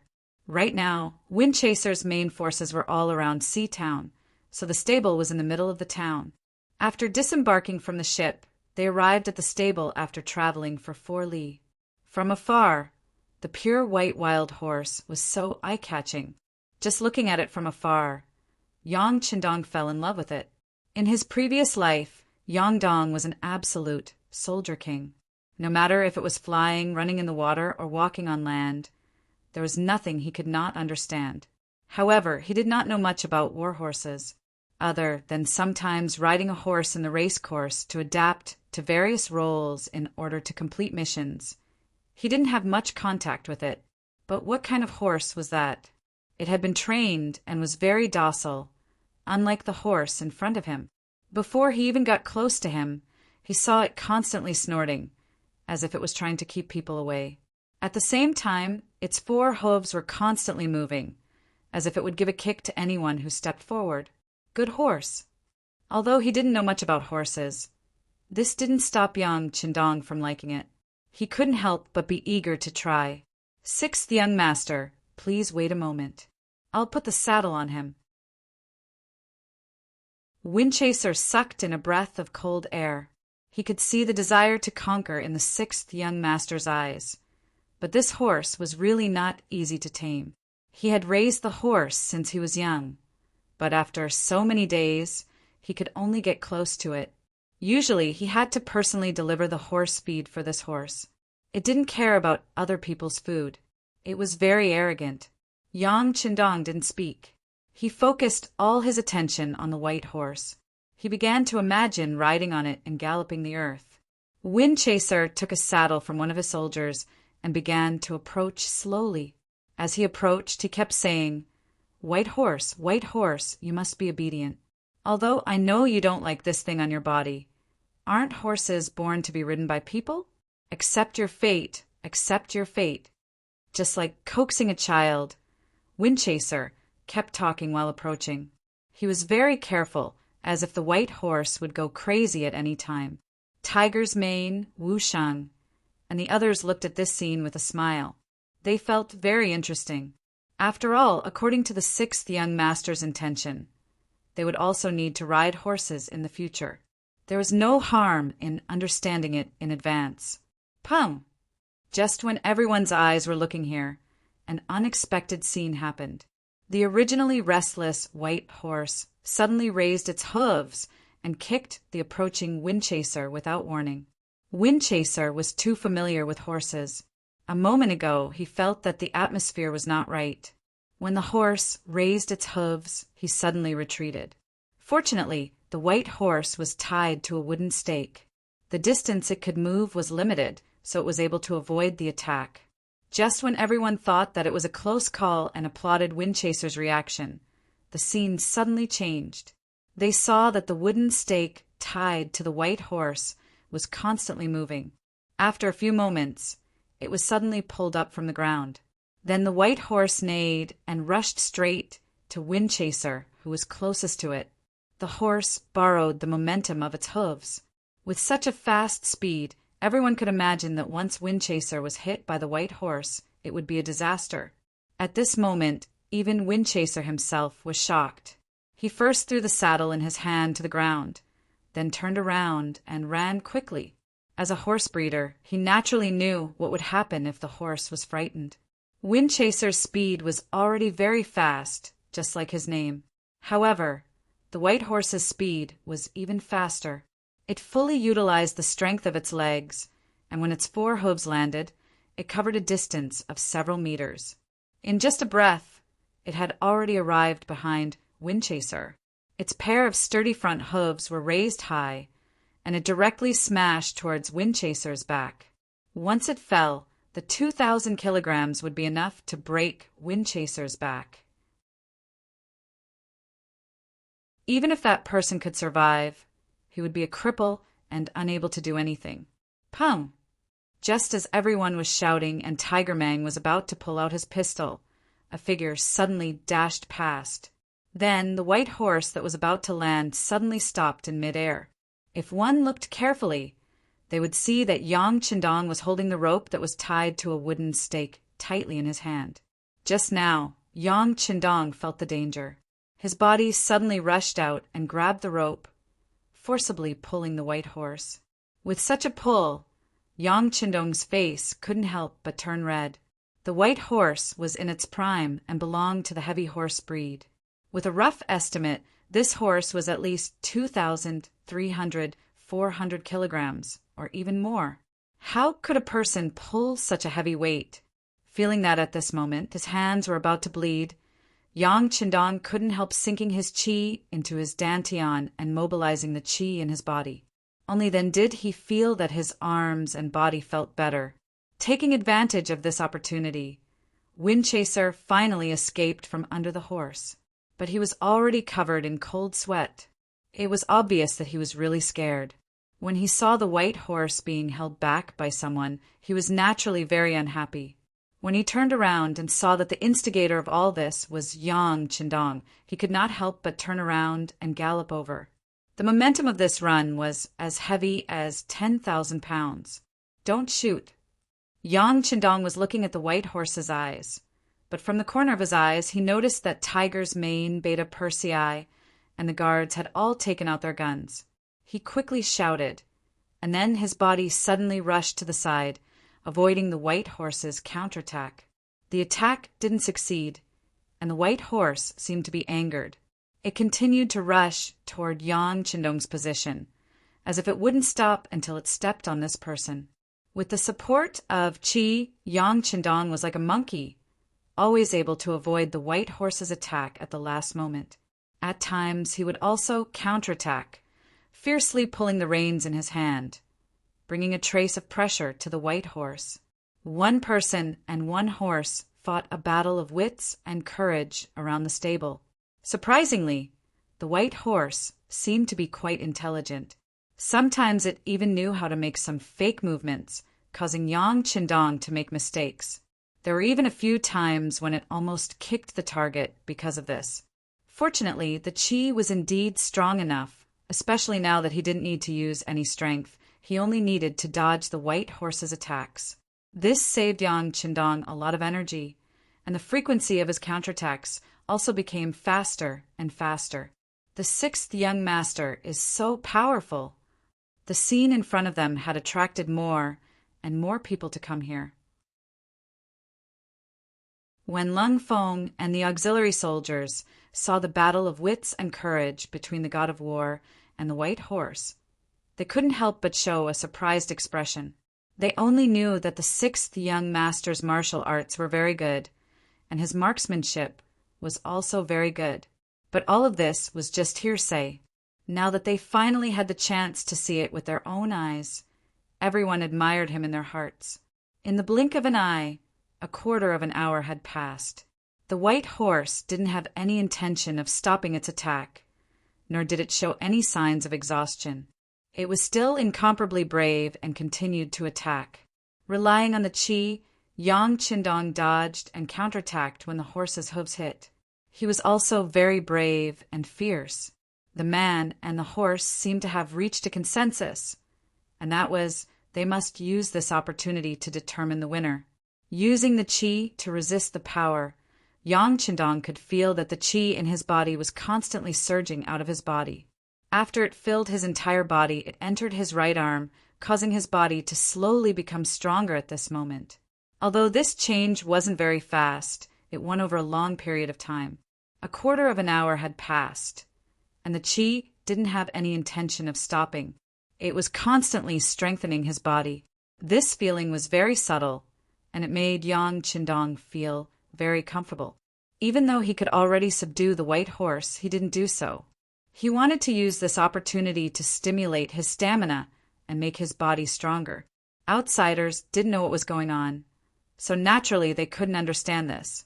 When they saw that Yang Qindong had already fought with the white horse for a quarter of an hour, and that the white horse was covered in sweat with a trace of blood, they couldn't help but worry for the sixth young master.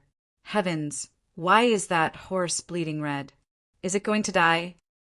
A member of the guard team didn't know what was going on and shouted loudly. What do you know? Only a Fergana horse would be completely red and even drip red sweat. Zhue Feng's subordinates, who understood horses, loudly explained.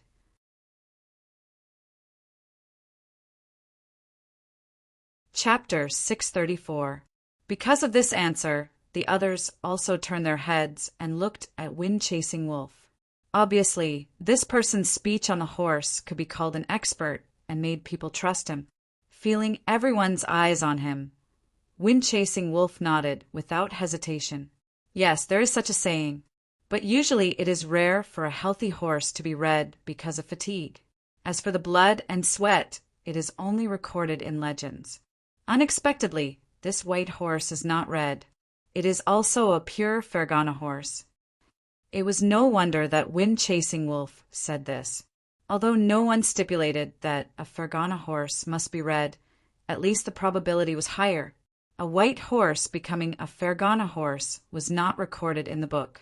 Everyone finally knew the reason why the white horse turned red. But because of this, they were worried about the sixth young master. This was not an ordinary horse. If Yang Qindong did not stop him and was still so determined, they were afraid that Tiger's Mane and Beta Persei would have shot again. Time passed by little. After half an hour, Yang Qindong could clearly feel that the chi in his body had stopped. He reluctantly stopped the movements of his hands. At this time, his physique was more than twice as strong as before. He was full of confidence that if he made a move now, he could already control the white horse. But he did not do so. He also knew that the white horse was very tired after turning red and sweating. He was afraid that it could not exert its original strength. That being the case, it was better to let it have a good rest and fight again tomorrow. He wanted to take the opportunity to see if there would be any benefits. Although it was very incredible to talk about such a strong physique, Yang Qindong even had datsang, so there was nothing to be surprised about. Too many illogical things had already happened. Even if that was the case, was there a need for one more or one less? Yang Qindong let go of the reins in his hand. White horse? No, it should be said that the red horse was standing there motionless and gasping for breath. Obviously, the fight just now was very tiring, and it should not have any extra strength now. Men, tie it up and serve it well. Don't neglect it. Yang Qindong exhaled a mouthful of turbid chi and laughed heartily. Immediately, someone came forward to tie up the horse. Wind-Chasing Wolf also took the opportunity to come over. Sixth young master, this horse is now very tired. It is time to subdue it. Wind-Chasing Wolf was also worried that Yang Qindong did not know how to subdue a horse. so he spoke out of turn. Wind-chasing Wolf's general meaning was that now was the best time to subdue the horse. Once the red horse became a white horse and recovered, it would be difficult to do so. Yang Qindong knew that Windchaser meant well, but Yang Qindong had his own ideas, so he waved his hand heroically. It's fine. I have to subdue it when it's at its strongest. Only then can it truly submit to me. The sixth young master is mighty. When the others heard Yang Qindong's words, they all showed a look of admiration. This was their sixth young master. If he wanted to deal with someone, he would deal with the strongest. He would never take advantage of others. The news of Yang Qindong fighting the white horse by himself quickly spread. Everyone knew about this matter. For a time, many people felt admiration for the sixth young master.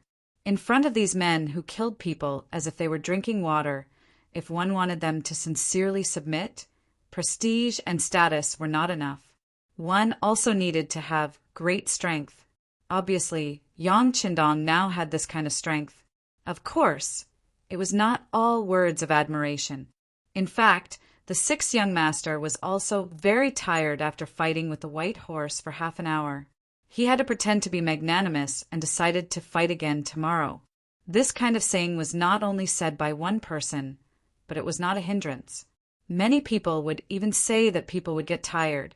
To be able to fight with the white horse for half an hour without losing, and even win, who could do it? These words were all heard by Tiger's Mane at night, and then he told Yang Qindong. In a temporary command tent, Yang Qindong was looking at the sand table and thinking about the next plan. Every time he went to a place, he would look at the map first. It had become a good habit for him. After all, if he did not even know the terrain and the various situations nearby, how could he talk about winning a battle? The strong would often think about how to use the terrain to win, and not passively wait for good luck to appear. Young Master, Tiger's Mane appeared and reported the various discussions he heard. This was one of Yang Qindong's requests. If he wanted to know more about the thoughts of the soldiers, he had to know what they usually said. Well, I know, Yang Qindong said. For him, this was not a problem at all. As long as he could finally subdue the uncontrollable white horse, it would be a fact, and all the discussions would disappear. By the way, all the supplies have been transported to the shore. The supplies Yang Qindong asked about were naturally war supplies, including clothing, food, shelter, transportation, and all kinds of weapons and ammunition. This time, if Yang Qindong wanted to enter the grassland to fight, it would be too far away from the sea. It would be unrealistic to think about replenishing supplies like usual, so this time he brought as much as he could to prepare for a long battle. It's all been transported to the shore. Commander Wu Sheng has also finished the handover work with the commander of the 2nd Marine Regiment, Long Yun Tian. It's too dark now, so the Navy decided to rest here for the night and prepare to leave early tomorrow morning. Tiger's Mane reported truthfully. This was the new Gone capital, the northern part of the great Ming dynasty. The sudden appearance of so many warships would scare many people. In order to not provoke them, the Navy's departure was inevitable. Come quietly, leave quietly. This was the order that Yang Qindong had given before. Okay, tomorrow morning, you will represent me to send off Commander Long. Yang Qindong nodded, indicating that he knew about this matter. As a subordinate battalion commander, sending him off with the identity of Tiger's Mane was already giving him a lot of face. Yes, young master. Tiger's Mane replied. Seeing that there was nothing else, he left. Yang Qindong was left alone, looking at the sand table and sinking into deep thought. The next morning, Long Yun Tian's troops left with a dozen or so large warships. Tiger's Mane personally sent them off, causing the battalion commander to be a little excited. This matter was not a big deal for the 3rd Regiment of the Cold Vanguard, the Windchaser Cavalry Regiment, and the 6 auxiliary battalions led by Commander Lujua. They put more attention on the white horse. Some of the soldiers who did not have the opportunity to witness this scene yesterday rushed over. Even the still injured cavalry regiment's 3rd Battalion Commander Ma Xiangshan also rushed over. He also heard about yesterday's matter and was very curious about it. He naturally knew about the white horse. He had tried to subdue it before, but unfortunately he was unable to do so. And if Yang Qindong could do it, then presumably he would not need to use it in the following competition. With such great strength and the help of such a precious horse, it would be very difficult for him to be his opponent. After eating breakfast, there was already a sea of people outside the stable. Wherever there was space to stand, there would be people standing. They were all full of expectation as they waited for Yang Qindong to appear. When Yang Qindong appeared, there was a faint smile on the corner of his mouth. With so many people here, it was worth it for him to delay for a day to subdue the white horse. He laughed heartily and fearlessly walked in front of the white horse. When Yang Qindong appeared, the white horse actually instinctively took 2 steps back.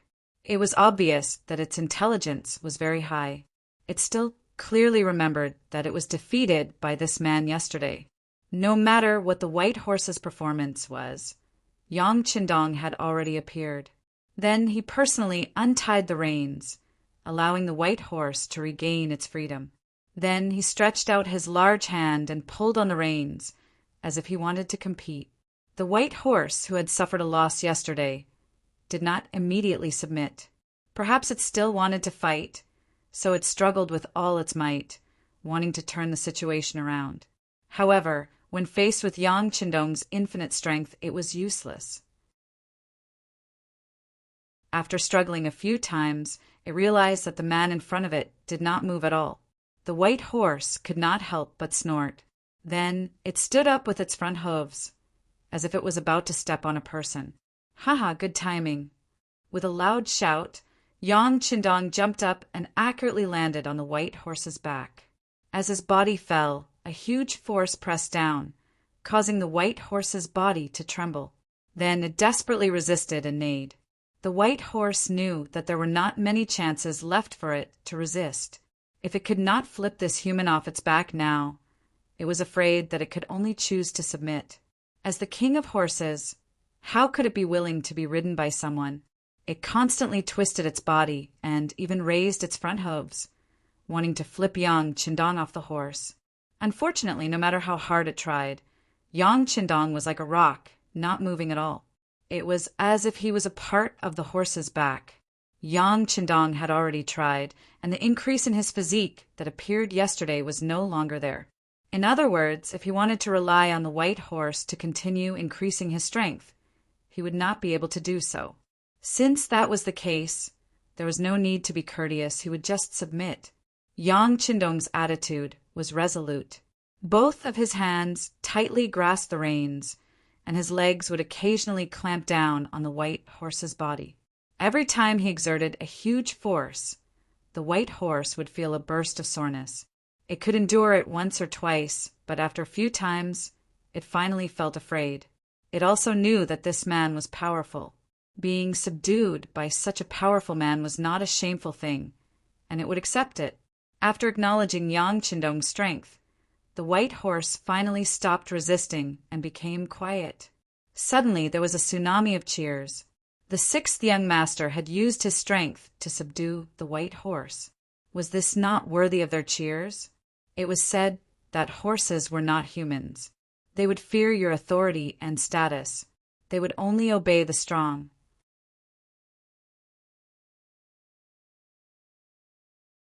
Chapter 635. Ha ha ha. Yang Qindong jumped down from the horse's back with a happy face. He finally conquered the white horse. Although the Qi did not appear, he was still very happy. Yang Air waved his hand in the distance and walked out of the crowd. He took out a saddle that had been prepared beforehand and put it on the white horse. The white horse was surrendering, but it was only surrendering to Yang Qindong. Naturally, it would not give face to the approach of strangers. Its front hooves were constantly thrown, and it looked like it would kick whoever dared to come over. Well, this is my brother. In the future, when I don't have time, he will take care of you. Feeling the white horse's restlessness, Yang Qindong turned around and touched the horse's head. The intention of intimacy was very obvious, as if it enjoyed Yang Qindong's touch. The white horse quickly calmed down and let Beta Persei put on the saddle that imprisoned its freedom. Sixth young master, since the white horse has surrendered, why don't you give it a name? Good horses have names. Windchaser saw Yang Qindong succeed and said with envy. He did not have any thoughts of jealousy. The sixth young master subdued the white horse with his own ability. This was something he could not do. Well, I should give it a name. Why don't I call it White Dragon? Yang Qindong looked at the white horse's body and said after thinking for a while, White Dragon horse, good name. Suddenly, more than one person said flattering words. This may have the meaning of flattery, but the name was really good. But when someone mentioned the White Dragon horse, Yang Qindong's face could not help but be embarrassed. If it was the White Dragon horse, wouldn't he become Tang Xing? Yang Qindong subdued the White Dragon horse, making his image suddenly become tall. Ma Xiangshan, who was watching from the crowd, also walked out and knelt in front of Yang Qindong. Sixth young master, I offended you before. I'm sorry. I admit that I'm not your opponent. Get up. Yang Qindong was in a good mood. He laughed heartily and helped Ma Xiangshan up. He asked with concern, how is it? Are you feeling better now? Yesterday, the young master sent someone to deliver the medicine to you. Have you taken it? Thank you, sixth young master, for your concern. I've already taken some of the medicine, and it's working very well. Ma Xiangshan said emotionally. This was not flattery. He was truly touched. He was the one who provoked the sixth young master. Not only did he not hold a grudge, he even sent someone to deliver medicine to express his concern. It just so happened that the other party's strength was so strong that even the white horse, even the White Dragon horse, could be subdued. There should be no problem in dealing with him. If it was him who had strong strength, facing the provocation of the soldiers below, he would definitely teach them a lesson. He would never be so low-key and patient. Just based on this, he sincerely admired Yang Qindong. Well, get better soon. We still have to go to the battlefield to kill the enemy. Yang Qindong patted the other party's arm with concern. From this moment on, he had completely subdued the other party's heart. The White Dragon horse had been subdued. The next step was to study the next battle plan. For this, Yang Qindong already had a plan in his heart. He announced the first military order after coming to the new Argonne City Department. That was, everyone had to learn to ride from the soldiers of the cavalry regiment. The time limit was only 10 days. After 10 days, those who learned how to ride and kill the enemy on horseback would enter the battle order. On the other hand, there were so many supplies that needed to be looked after. Those who did not know how to ride would enter the logistics camp. Speaking of supplies, Yang Qindong took out a shiny long saber. This saber had a wide back and a thin blade. The body of the saber was relatively heavy, which was good for increasing the strength of slashing. The blade was smooth, and the handle was slightly curved towards the blade. This kind of curved handle was easier for the rider to control and not easy to drop. For example, the sabers used by the Mongolian cavalry were thinner and lighter than the military sabers. The Mongolians' riding skills were exquisite. They mainly relied on the powerful impact of the horse's speed to drive the saber to complete the slashing and other tactical movements. The saber in Yang Qindong's hand was an improved version of the saber. It had more advantages. At the same time, the body of the saber was made entirely of steel, making it stronger and sharper. If it was a person with great strength, it was possible to cut the opponent's saber in half with one slash. There were also soldiers in the cavalry regiment who carried sabers. However, their sabers were not very sharp. Most of them were spoils of war, and some of them were seriously worn out. Now that there was a new saber that was so sharp in front of them, who knew how many people were tempted? Everyone looked at the shiny saber with a longing expression and drooled. Seeing the longing in everyone's eyes, Yang Qindong laughed and said, "Don't be anxious. Everyone has one. This young master also hopes that you can use this sharp saber to kill the enemy and show the might of our army. Kill the enemy, show the might. Immediately, some people began to shout loudly. Then their voices became unified, and they shouted together in an imposing manner. If you want to attack first, you must first sharpen your weapon.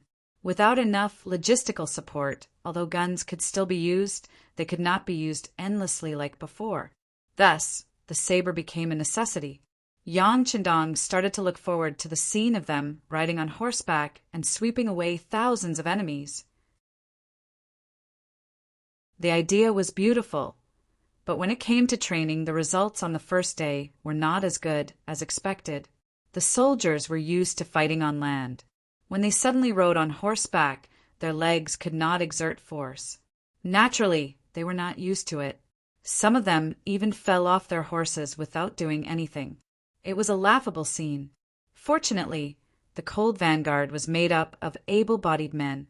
They had a good foundation and rich battle experience. Even when they fell off their horses, they instinctively took precautions. Therefore, there weren't many casualties. After falling off their horses, more and more soldiers began to get used to the necessary skill of a cavalry. Yang Qindong was the same as the soldiers. He also began to train his equestrian skills. Although he was strong, had a strong physique, good endurance, and was very flexible, it did not have much to do with whether he knew how to ride a horse or not. If one wanted to fight on horseback and kill in all directions, one must learn how to kill on horseback. Ma Xiangshan, who was very experienced in this aspect, became the instructor for Yang Qindong, his guards, and the recon company. This time, when they came to the north to expand their territory and influence, scouts were essential. Considering that the two provinces of Vietnam and Laos also needed scouts to explore the enemy situation as a response. This time there was only one reconnaissance company that followed Yang Qin to the north. The company commander was the original battalion commander, Su Yunsheng. This was not because Su Yunsheng had made a mistake. He just wanted to achieve more military achievements. Without a doubt, now that the war in the north was about to start, there were more opportunities here. Therefore, he used his authority to follow Yang Qindong's troops as a company commander. Yang Qindong knew Su Yunsheng very well. He was also happy to have him by his side. This way, he could save a lot of time. Now, the recon company was able to benefit. They were able to follow Yang Qindong and his guards to train their equestrian skills. Compared to the other cold front, the brothers of the recon company had a foundation in equestrian skills. Usually, when they were scouting for information, they would often complete missions on horseback. Therefore, when they first started, they were still a little arrogant. If it was not for the sixth young master beside them, they probably would not even look at Ma Xiangshan. After all, scouts had their own pride. Ma Xiangshan did not take the scouts who had a foundation in equestrian skills seriously. In the first class, he even said bluntly, maybe some people already know how to ride a horse and feel that they have a certain level of equestrian skills. But as your temporary instructor, what I want to say is that your so-called equestrian skills are extremely laughable in my eyes. What you know should not be called equestrian skills. At most, it is just riding a horse. These arrogant words naturally attracted the dissatisfaction of the scouts. There were even a few warriors who thought that their equestrian skills were good enough to provoke them. They looked as if they were saying, "Don't just say nice things. Let's compete if you have the ability." As for the challenge, Ma Xiangshan gladly accepted it. He came up with a plan, which was to see who could run the distance of 2 miles first. This was the most basic requirement of equestrian skills. After all, if both sides were cavalry, whoever was faster would obviously have a bigger advantage. It was just a 2-mile run. For cavalry, it was not a test at all. They could run it in the blink of an eye. Everyone understood this principle and accepted the test. Then, Tiger's Mane personally acted as the referee. After the order was given, several scouts who challenged Ma Xiangshan spurred their horses and ran wildly. They had received training before such a competition and thought that they were not worse than anyone. However, when they really started to gallop, they realized that Ma Xiangshan had already ridden away, leaving everyone with a distant back. They thought that even if they lost to Ma Xiangshan in a 2-mile race, the difference would not be too big. After all, the distance was very close. However, when the real competition started, these scouts realized that their strength was so far behind. After the competition, everyone recognized Ma Xiangshan's strength. The instructor began to integrate into the role, constantly talking about his understanding of equestrian skills and the things that needed to be paid attention to. For example, he first talked about the lightness and consistency when riding a horse. Horses performed best when they were relaxed and unrestrained, so the contact between the rider's hand and the horse's mouth must be very light. The pressure on the reins should not be more than a few ounces. The force on the hindquarters, including extra muscle movements. Horses would be like all living things, trying to avoid work. If the reins were loose, it would easily avoid the rider's seat and leg support. If the rider succeeded in making the horse's hindquarters bear the weight, the horse's balance would be improved.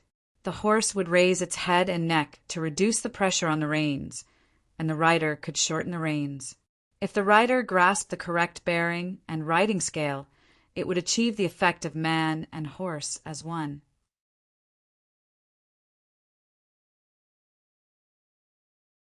Chapter 636. The rider had to maintain a continuous impact. This could only be achieved if the rider's riding skills were good and their hands were still relative to the horse. If the rider could maintain a good state of communication with the horse, it would not be a problem to place their hands in front of the saddle or on the thighs. This would stabilize the hands. When the hands were free, the cavalry could swing the saber and continuously carry out actions to kill the enemy. From there, they could kill in all directions and achieve the final victory of the battle. Then, he also talked about how to turn and stop while riding. Finally, he also talked about how to release the bow while riding. It could be done quickly and accurately. In short, this was a complicated process. Even if the cold front soldier's ability to understand was not bad, it was not something they could learn in a mere 10 days. Some things they only needed to grasp the theory. Later on, they still needed to learn, master, and apply it on the battlefield. Yang Qindong also learned from Ma Xiangshan for 3 days. But after just 3 days, he had learned about 80% of what Ma Xiangshan had learned. Not only that, but Yang Qindong and the white dragon horse's tacit understanding had begun to develop. He could even do one difficult action after another on the horse's back. For example, his body hid on the side of the white dragon horse to avoid the enemy's long-range arrow attack. For example, he only had 1 foot on the horse's pedal, so his whole body could freely attack. He even did a difficult action that even Ma Xiangshan could not do. That was to jump into the air, kill the enemy, and then return to the white dragon horse's back. With the flexibility of the body and the complete cooperation of the white dragon horse, after only 3 days, Ma Xiangshan announced that the 6th young master had become the first outstanding student to graduate. This was not something that was given based on one's status or identity. Instead, it was an honor that was obtained based on one's talent. This naturally caused the soldiers to exclaim again and again. Then everyone became numb. It seemed that no matter what happened to the 6th young master, it was normal. 3 days later, Yang Qindong graduated and returned to the temporary command tent. He called Windchaser and asked about the progress of the matter. This matter was given to Windchaser by Yang Qindong 3 days ago. In view of the current situation, the first thing they had to solve was the problem of horses. According to Yang Qindong, it was too late to buy horses. Moreover, the quality of the newly bought horses was different, so it would take extra time to train them. Thus, it was better to just snatch other people's horses. Windchaser agreed with Yang Qindong's idea. After all, he didn't need 10 or 20 horses this time, but a total of 4,000 horses. If he wanted to rely on buying them, he didn't know how long it would take to complete the task. Since he had decided to steal a horse, he had to find a suitable target first. Coincidentally, There were two Bai Ming Qianhu's posts on the left and right of Hightown. Furthermore, there was also a great Ming dynasty's guard post on the south side. The guard post system was also known as the guard post system. It was the main military system of the Ming dynasty and was created by Ming Taizu. Its concept came from the Sui and Tang dynasties' Fu army system. The Qianhu post was also called the Qianhu guard post. It naturally referred to 1,000 households. The Qianhu post had 1,120 soldiers, and there were 10 Qianhu posts, each with 112 soldiers. Each post had two main banners, each with 50 soldiers. Each main banner had 5 small banners, each with 10 soldiers. The general of the Qianhu guard post was called the Qianhu guard post and was a grade 5 official. The guard post was bigger than the Qianhu post. There were 5 Qianhu posts on the left, right, middle, front, and back. The 5 Qianhu guards post consisted of 5,600 soldiers. The guard post was a grade 3 official. The commander Qianhu post was a grade 3 official. The commander Qianhu post was a grade 4 official. The guard post was a grade 5 official. According to the Great Ming Dynasty's military system, the positions of guard post and below were hereditary. From this point, it could be seen that the Great Ming Dynasty's military background was very important. Many people who became generals didn't know how to fight and only had a good background. Yang Qindong had no choice but to target the Bai Ming guard post. Although he didn't want to fight with Bai Ming right now, if he couldn't avoid it, he wouldn't be afraid to fight. Reporting to the 6th young master, in the past 3 days, I have sent people to investigate the guard post and the 2 Qianhu posts. Among them, the Shuangqing guard post has 300 healthy horses, the Maolian guard post has 300 healthy horses, and the Zhenzhou left guard post has 2,000 healthy horses. Together, they have a total of 2,600 horses. Although it isn't enough to satisfy all of our requirements, it isn't far off.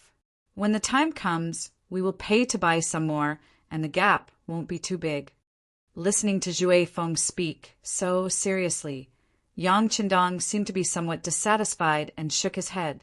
They have so many people, but they only have so few horses? If this was said by someone else, Zhui Feng would definitely scold them. What did they mean by only having so few horses? It was true that New Gandusi had a vast land source and abundant water plants, but there weren't many self-raised horses. Most of them were bought from other races.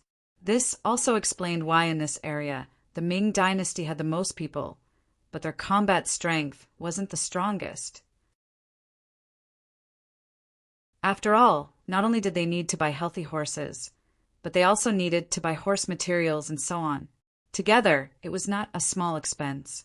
All right, no matter what, with these war horses, our strength will be greatly improved. As if he had thought it through, Yang Qindong finally nodded and agreed to make a move on these 3 places. From his words, it seemed like those horses had already become his. In fact, it wasn't difficult to do this. With the most advanced firearms and catching them off guard, there was no reason to lose. Now the difficult part was how to mobilize these horses. Of course, Yang Qindong could take the initiative to attack the city. But if he did that, it would attract the attention of the Bai Ming imperial court. It was even possible that they would send troops in. If this was the case, it would reduce the pressure on the Walla army. This wasn't something that Yang Qindong wanted to see. Can you think of a way to mobilize them? Yang Qindong looked at Zhui Feng and asked. This subordinate will think of a way. Zhui Feng knew that this was the time to test him. This was facing the 6th young master. He had to perform well. He didn't make any guarantees, nor did he say no. Zhui Feng went out of the tent to find his 3 battalion commanders and his company commander Dingshan. He told them what the 6th young master wanted. The 4 of you are the backbone of the cavalry regiment. Now, tell me, do you have any ideas or solutions? Windchaser looked at the 4 subordinates with the same expectant gaze and asked with the thought that 3 heads were better than 1. The 4 people fell into silence.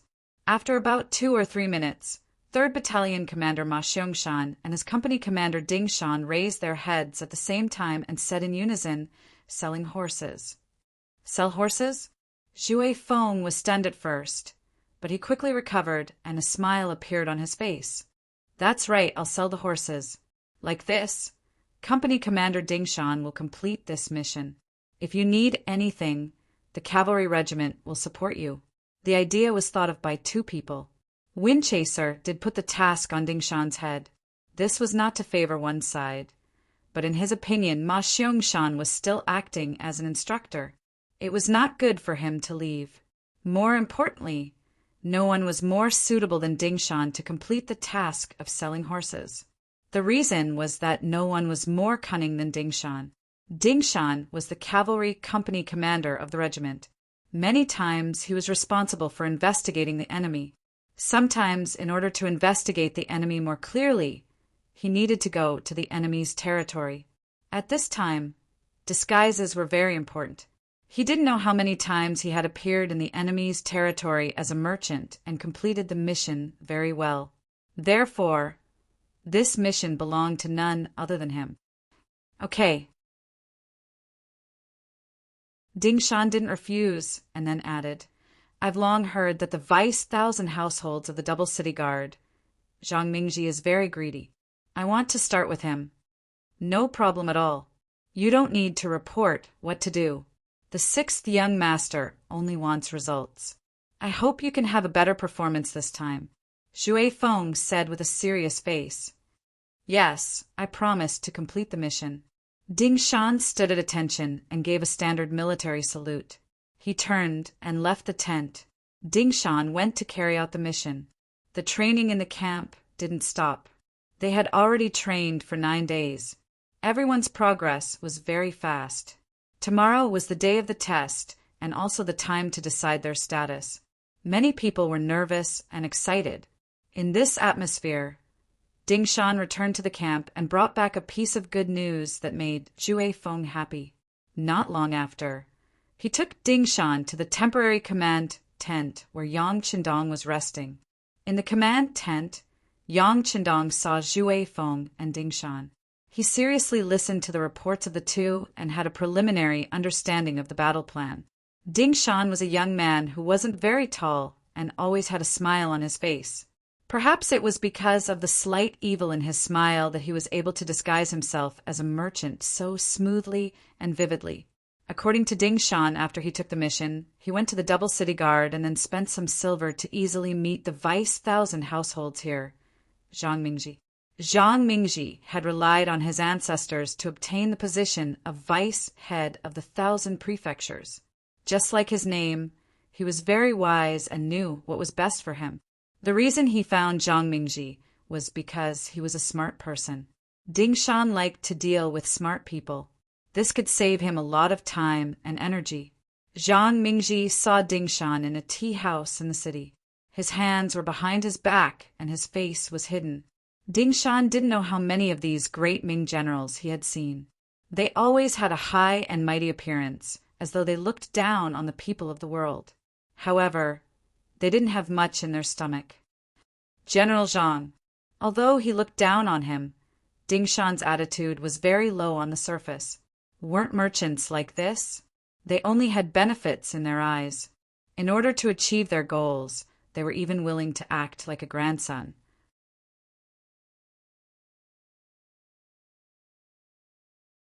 Chapter 637. N. He snorted with his nostrils, facing the sky as a greeting. After he was completely seated, he caressed the teacup and spoke with an indifferent expression. "Your surname Ding? I heard from Xiao Wuzi that you want to see me, and you want to do business with me?" The so-called Xiao Wuzi was the middleman Ding Shan had found. He was a broker in the city, and was equivalent to the current middleman and introducer. Don't underestimate these brokers. Although their status wasn't very high, they had a wide range of connections. They knew many people from all walks of life. Many things that were impossible in the eyes of others could often be turned upside down once they made contact with one of them. Yes, this one's surname is Ding. I'm the fifth brother I found. Ding Shan's face was full of flattery. It was very in line with the face of a businessman who smiled when he saw people. And that's enough. Your surname isn't important. After this matter, I will forget about it. Just tell me what business you want to do with me this time. Let me tell you, this general is very busy. If it's a small business, then don't waste each other's time here. He acted as if he was very busy with work and had a lot of things to do. He didn't even look Ding Shan in the eye. Ding Shan didn't care about Zhang Mingji's disdain at all. He also didn't plan on forming any friendship with this person. Everyone met for their own purposes. Yes, since General Zhang says so, then this one will make a long story short. I have a batch of warhorses on hand, and I'm anxious to sell them. I don't know if General Zhang has any thoughts. As if out of instinct, Zhang Mingji waited for the other to finish speaking before he hurriedly lowered the price. I thought it was some big business. So it's warhorses. Let me tell you. Wait, what did you just say? Warhorses? When he suddenly understood that Ding Shan's business was warhorses, his expression changed greatly. He no longer had the careless appearance from before. Yes, warhorses. This time, it was Ding Shan's turn to become serious. Zhang Mingji carefully sized up Ding Shan. He didn't seem to believe the other's words. He asked again as if to confirm, "What's your surname? Oh, you're Bosting, right? Are you sure you want to trade war horses with me, not ordinary horses?" It wasn't strange that Zhang Mingji would ask this. The law of the great Ming dynasty stipulated that war horses were not allowed to be bought and sold privately. However, it was different for ordinary horses. As long as the quantity was not too large, private transactions were not prohibited. Of course, the price of war horses was several times higher than that of ordinary horses. I'm 100% sure that they are war horses. Oh, that's right. General Zhang, please look outside. Do you see my strong horse tied to the pole? That's the one I rode, and this is one of them.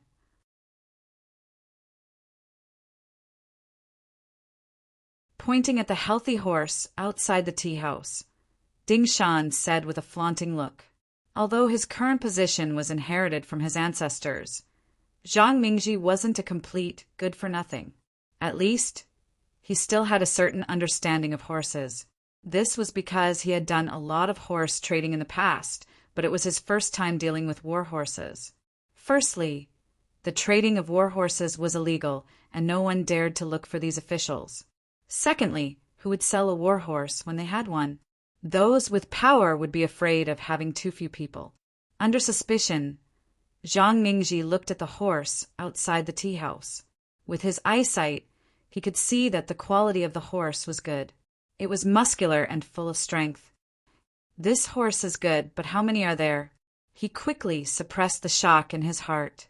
In Zhang Mingji's view, although the quality of these war horses was good, they weren't rare goods. It was normal to have 3 to 5 of them. Ding Shan had been observing the changes in Zhang Mingji's expression. He was already certain in his heart. Seeing the other party ask about the number, he stretched out 4 fingers. Only 4. Zhang Mingji breathed a sigh of relief. For war horses, wasn't that surprising? If he wanted, he could take the risk and get 4 from the army in the city. No. Ding Shan shook his head and waved his extended fingers. No. Then it's 40? At this moment, Zhang Mingji's interest was piqued. For him, if it was really 40, then it attracted his interest. No. General Zhang, can't you think about the bigger picture? Ding Shan looked as if he was trying his best to guess and not afraid of being scared. Sitting across from him, Zhang Mingji was really frightened at this moment. Since Ding Shan dared to say so, then it definitely wasn't 40. Could it be 400? Hiss! At this moment, Zhang Mingji couldn't stay calm. It wasn't that he hadn't seen 400 war horses before. Didn't the nearby Zhenzhou left guard have 2,000 war horses? But that belonged to the Beiming imperial court, and these 400 were private transactions. If the matter was done, it would belong to him. and he could sell it to the army at a high price. He could even think of a way to snatch these war horses and give them to the Jianzhou left guard. It would definitely be a great merit. At that time, he might be promoted and become a true Qianhu. Don't underestimate the difference between a Qianhu and a Qianhu. There was a huge difference in power between the two. It was so big that some people couldn't achieve it in their lifetime. Zhang Mingji relied on his inheritance to become a Qianhu. It seemed that his starting point was very high, but if nothing unexpected happened, he might stop there for the rest of his life. When it came to his next generation, he wouldn't be a Qianhu, but a Qianhu. For his descendants, he was under a lot of pressure. At this moment, his thoughts turned many times. In the end, he made up his mind. This matter had to be done, and it had to be done well. As for the present, he would first stabilize Ding Shan's mind, and then make a plan later. Cough! For 100 war horses, right? Zhang Mingji's voice trembled slightly, indicating the excitement in his heart at the moment. Yes, it is 400, but I don't know if General Zhang can eat them all. If he can, how much silver can I give for each one? Of course, the quality is guaranteed. Each one won't be worse than the one outside. Pointing outside the tea house, Ding Shan still had a smile on his face. Yes, if there are no problems with the quality, it's only 400 war horses. I'll take them. At this moment, Zhang Mingji had to put on a rich and overbearing appearance. He couldn't show his cowardice and let Ding Shan doubt him.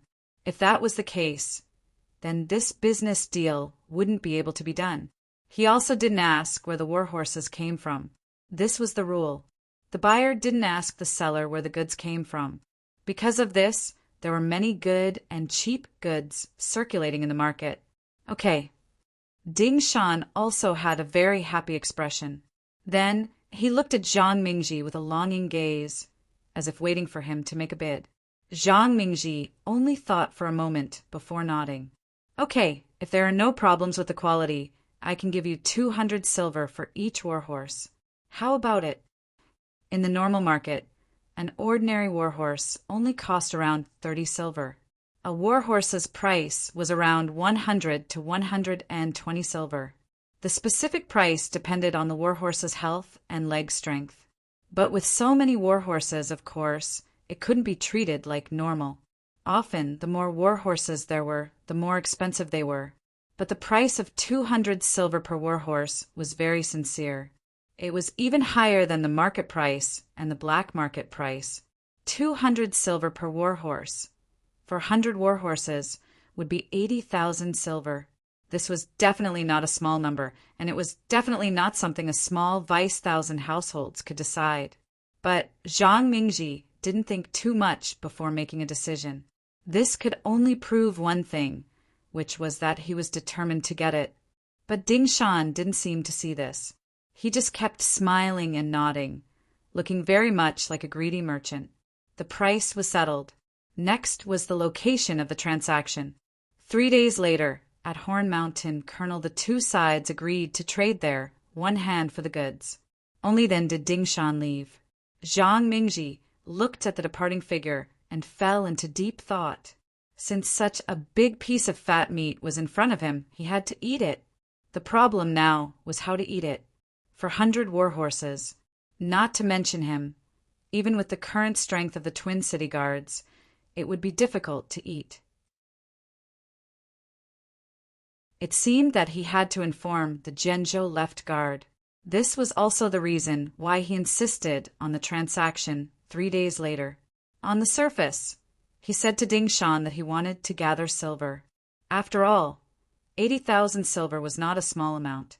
But in reality, he wanted to give enough time to inform the left guard. Although the war horses could communicate with each other, it would take 2 days to go and return. In addition, they needed to make preparations.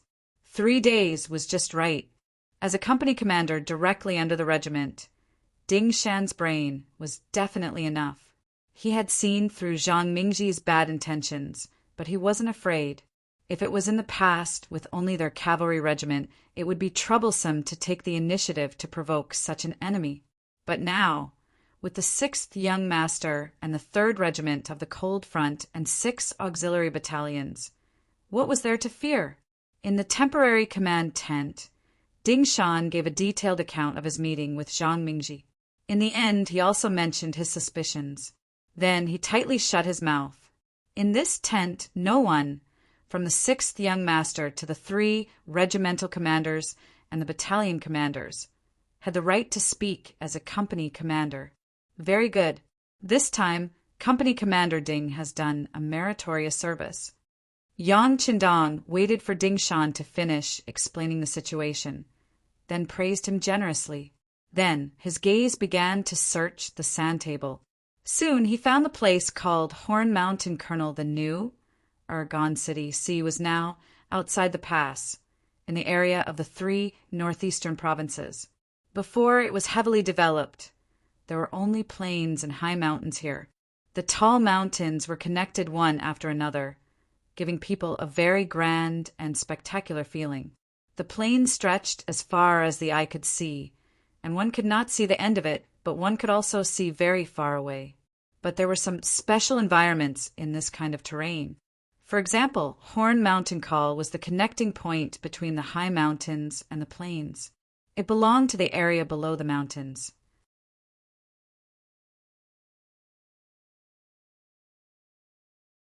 Chapter 638. With the mountain behind them, they could block the cold winds of the northeast winter. This kind of place was suitable for the local people to live in. Slowly, it formed a village of 100 families. The surrounding fields had also been properly developed. And this kind of place had a special characteristic. It was very suitable for an ambush. On one side of Horn Mountain Call was a tall mountain and dense forest. Imagine if there was an ambush there, what kind of effect would it have? If they charged down from above, they would gain the upper hand. There was also a village at the foot of the mountain. They only needed to block the entrance to the colonel. Then wouldn't the people who came here be caught? Since Zhang Mingji had chosen this place for the transaction, he must have a plan. Perhaps he had already arranged spies in this Horn Mountain Call village. In other words, the other side had the upper hand. If Ding Shan dared to play any tricks, he would not be able to escape his eyes. How many enemies does the Twin City Guard have? How many troops will they send? After some consideration, Yang Qindong asked Windchaser, the leader of the cavalry regiment who was standing at the side. Zhui Feng thought carefully and quickly gave a general answer. Replying to 6th Young Master, the Twin City Guard only has a single 1,000 households stationed there. There are only 1,000 or so people stationed there. Since they want to swallow this warhorse, they can't let anyone know about it. They won't send too many people either. I estimate that other than the original 300 cavalrymen, they will at most send another 200 infantrymen, half of the total force. This was not Zhui Feng's guess, but the result of countless experiences. Often, there would be other races causing trouble in this area. The nearby Ming cities would often send half of their troops. After all, there were large amounts of people and things that belonged to them in the city. They could not just throw away the watermelon and pick up the sesame. They were also afraid of being lured away by the enemy and not even having a home to call home. Half of their forces? Easy. Yang Qindong naturally showed a confident smile after hearing this. A plan was slowly taking shape in his mind. About a quarter of an hour later, he looked at the sand table again and began to arrange the combat tasks. Battalion Commander Gao Danhua, you, Company Commander Ding Shan, and Company Commander Su Yunqing will be in charge of dealing with the Ming army in Horn Hill. Colonel, remember, killing the enemy is a must, and taking their war horses is your main goal. Of course, you cannot let a single person go and leak the news.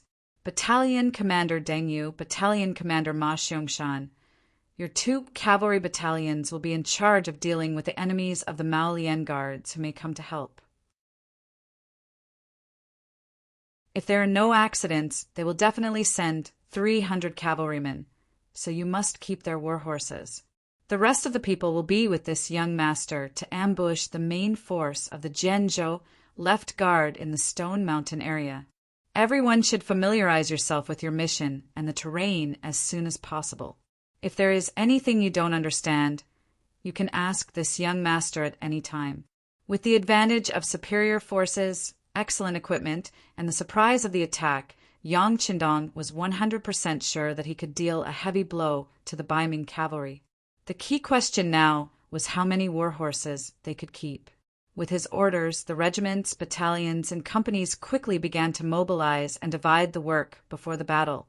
Only 1 day later, except for a company of auxiliary soldiers left to guard the supplies, the rest of the soldiers all moved out and went to their own targets. At the same time, a war horse in charge of communication also entered the Jianzhou Left Guard's office. The commander of the Jianzhou Left Guard was called Qindula. He was a brave general and the only high-ranking general in the Jianzhou Left Guard's office that did not rely on inheritance. He had the official position of Bai Ming third-grade general. After Zhang Mingji and Ding Shan separated, they went to the barracks to find Qianhu Hiying. After a discussion, they both felt that with their own strength, it was impossible for them to take down 400 war horses. They decided to report it to their superiors and ask the Jianzhou Left Guard and the neighboring cities Mao Lian Guard to send troops to help.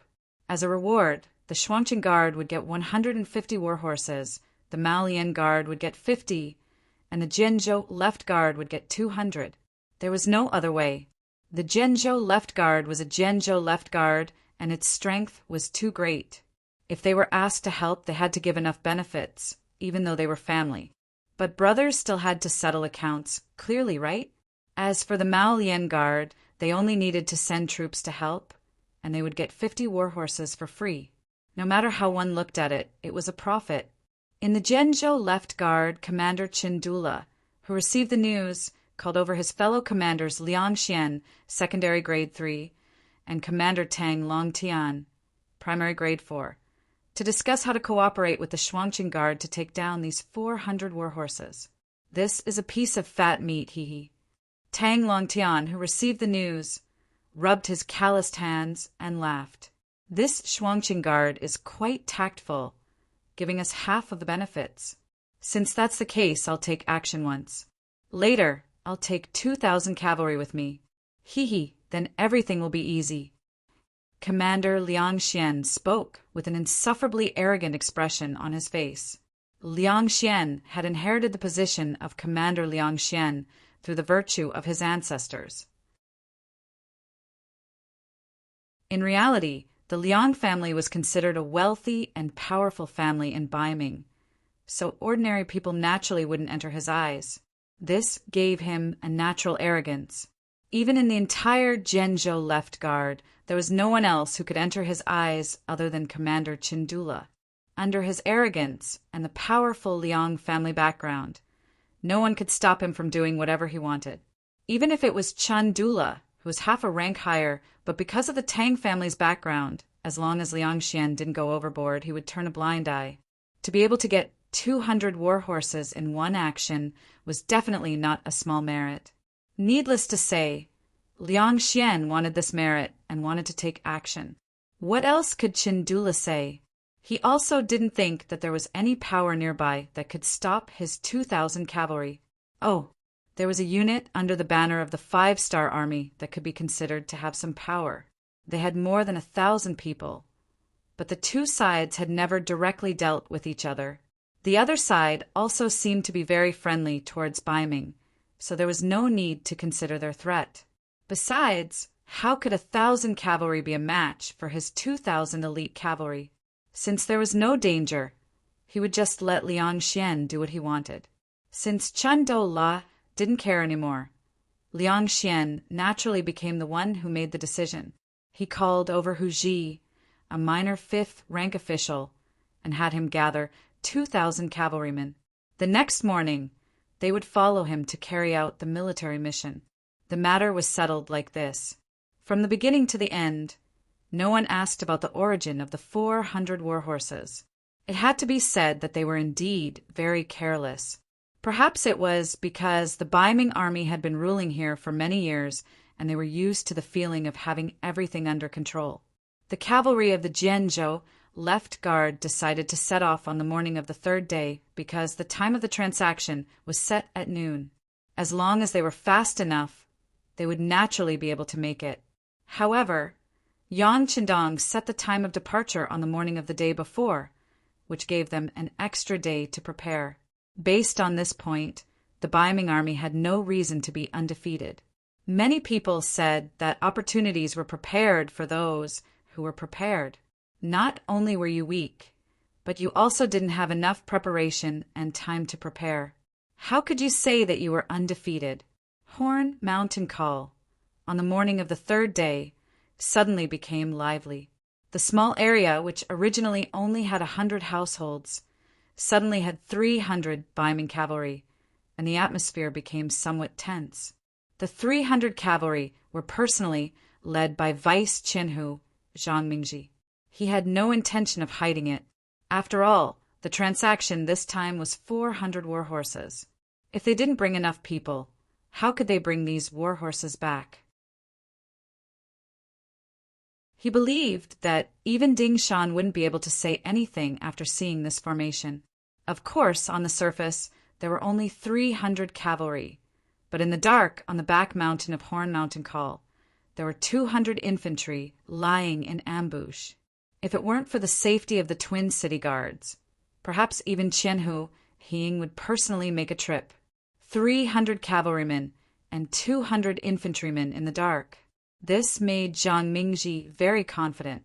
In addition, the 300 cavalrymen of the Maolian Guard and 2,000 cavalrymen of the Jian province left guard would appear one after another after receiving the news.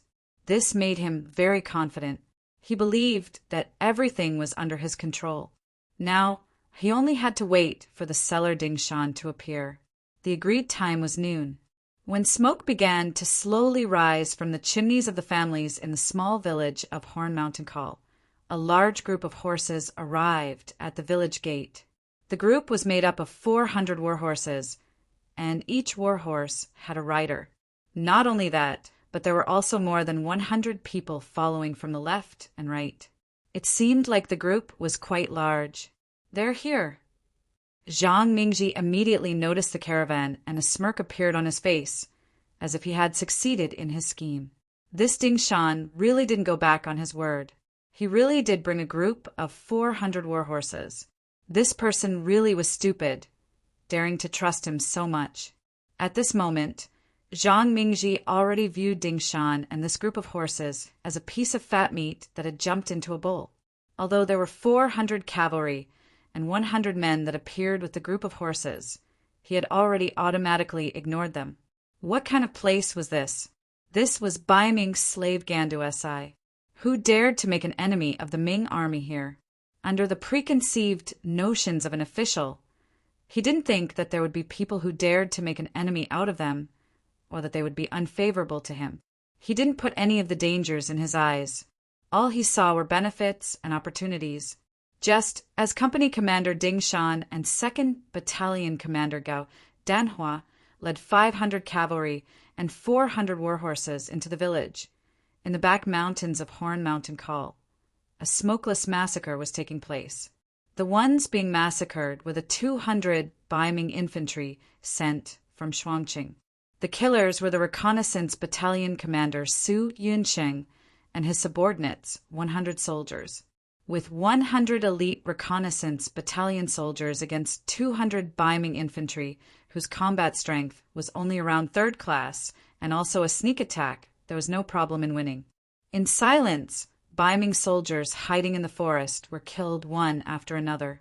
Many of the soldiers didn't even make a sound before they died. They didn't even know who killed them or what the killer looked like.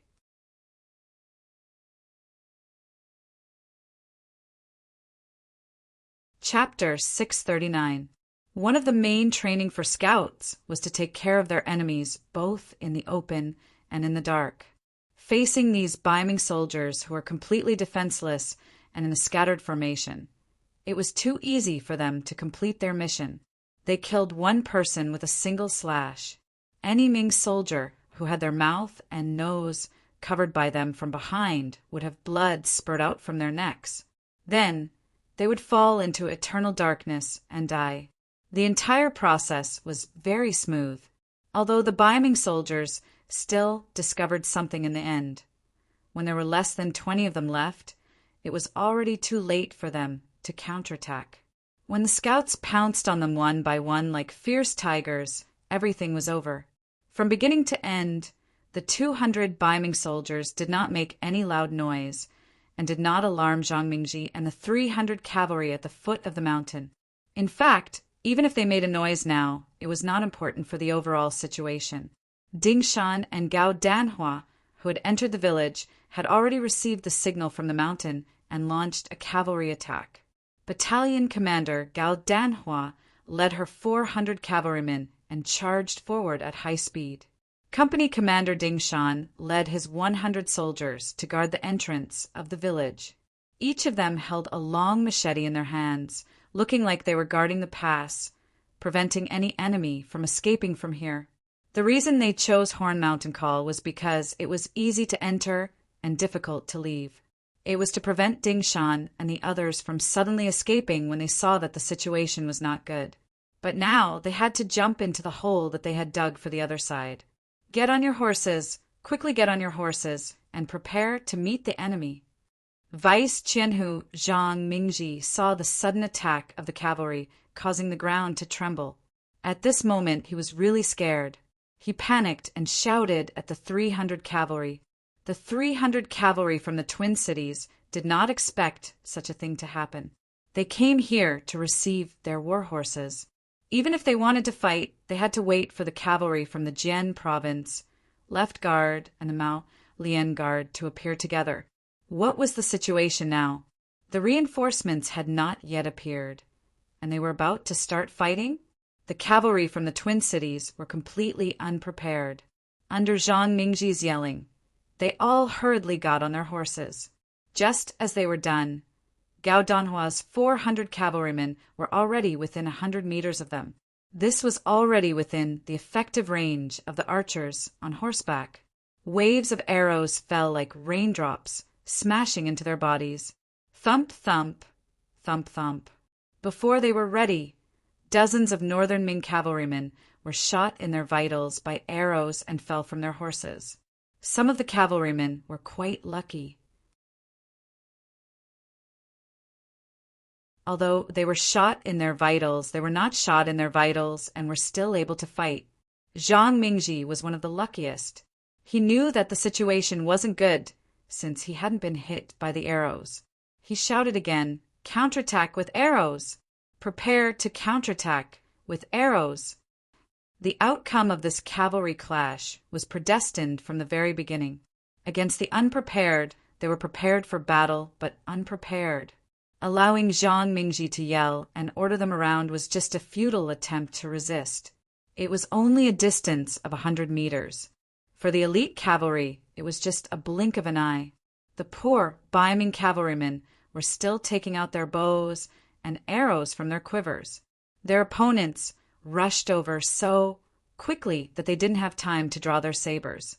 Many of them were cut down by the cavalry. Under the protection of more than a dozen soldiers, Zhang Mingji was lucky enough to rush out of the battlefield and rushed straight to the entrance of the village. His goal was very simple. He wanted to escape from here and then meet up with the reinforcements from the Jian province left guard and the Maolian guard. Then he would go back and slaughter Ding Shan and the others. Daring to have ideas about them, they were really courting death. Zhang Mingji had indeed forgotten that he also had ideas about the other party. He had even been prepared to steal horses and kill people because he would never allow the news of him stealing goods and killing people to spread. But now his opponent was giving him a taste of his own medicine. Coming, kill. Seeing Zhang Mingji leading more than a dozen cavalrymen to the entrance of the village, Ding Shan, who was guarding here, had a trace of excitement on his face. Then he waved his large saber and directly went up to meet them. This 2-meter-long saber was also called a saber. It was one of the most common weapons used by infantrymen to deal with cavalrymen. With its length, as long as the timing was right, it could often chop off the front hooves of a high-speed warhorse and flip the enemy to the ground. Although warhorses were very precious, in times of danger, a person's life was even more important. It was only a dozen warhorses, so it was fine to chop them up. They couldn't let them escape. The sixth young master had given a strict order that none of the enemies who had seen them were allowed to escape. Swish! Swish! As the warhorses fell to the ground one by one, the Ming cavalrymen also fell from their horses. Before they could do anything like turn over, a saber that flashed with a cold light had already landed on their bodies, chopping their bodies into pieces. They couldn't be more dead. Zhang Mingji's luck finally ran out. With his warhorse's front hooves cut off, he also fell from his horse. Then, what greeted him was 3 sharp sabers falling down. He didn't even have the time to ask who his opponent was. Why did they have the guts to go against the Ming army? His head was separated from his body. At this moment, he couldn't be more dead. 300 cavalrymen, they were either shot to death by arrows, fell in the path of the cavalrymen's charge, or died in the path of escape. In the end, not a single one was left. Gao Danhua and Ding Shan also didn't have any intention of keeping anyone alive. Whenever they discovered that a Ming soldier was not completely dead, they would go up and stab him. Their movements were fast and precise. It was obvious that this was not the first time they had done this. Fortunately, Zhang Mingji had already given the order that all the civilians in Horn Hill Call could only stay in their homes. No one was allowed to go out. Otherwise, they would be killed without mercy. Originally, he didn't want people to see him kill people and steal horses. Now it helped Ding Shan, Gao Danhua, and the others. They didn't need to raise their sabers and do anything to the innocent civilians. Quickly clean up the battlefield and leave this place. Gao Danhua gave the order. Ding Shan and the cavalrymen began to carry it out. After less than an hour, Horn Hill Call had once again returned to its original tranquility. Only the smell of blood still filled the air and didn't dissipate for a long time.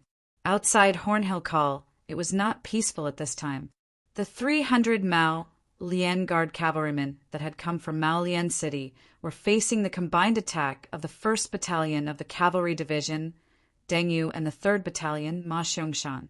The Mao Lian Guard cavalrymen also suddenly met the enemy without any preparation. First, there was a wave of archers attacking from afar. Then there was a close-range charge, 800 against 300. Adding on that the cavalry division's sabers were so sharp, there were occasionally some Ming cavalrymen who wanted to put up a fight. But after a few swings on the horses, they sadly found that the sabers in their hands had broken from the middle due to the quality of the sabers. Facing the Mao Lian Guard cavalrymen with broken sabers, no matter if it was Deng Yu or Ma Xiangshan, no one would be polite. Who could say that the quality of a weapon was not another manifestation of a powerful hairstyle? Taking advantage of your weakness to take your life. After a flurry of sabers, the 300 Mao Lian Guard soldiers were completely annihilated. The cavalry division only lost 1 person and more than 10 people to take down 300 warhorses. Time went back 4 hours. In the 3 battles, the first to act was the main force of the mercenaries, led by Yang Qindong. Their opponent was the Left Guard cavalry of Jian Province.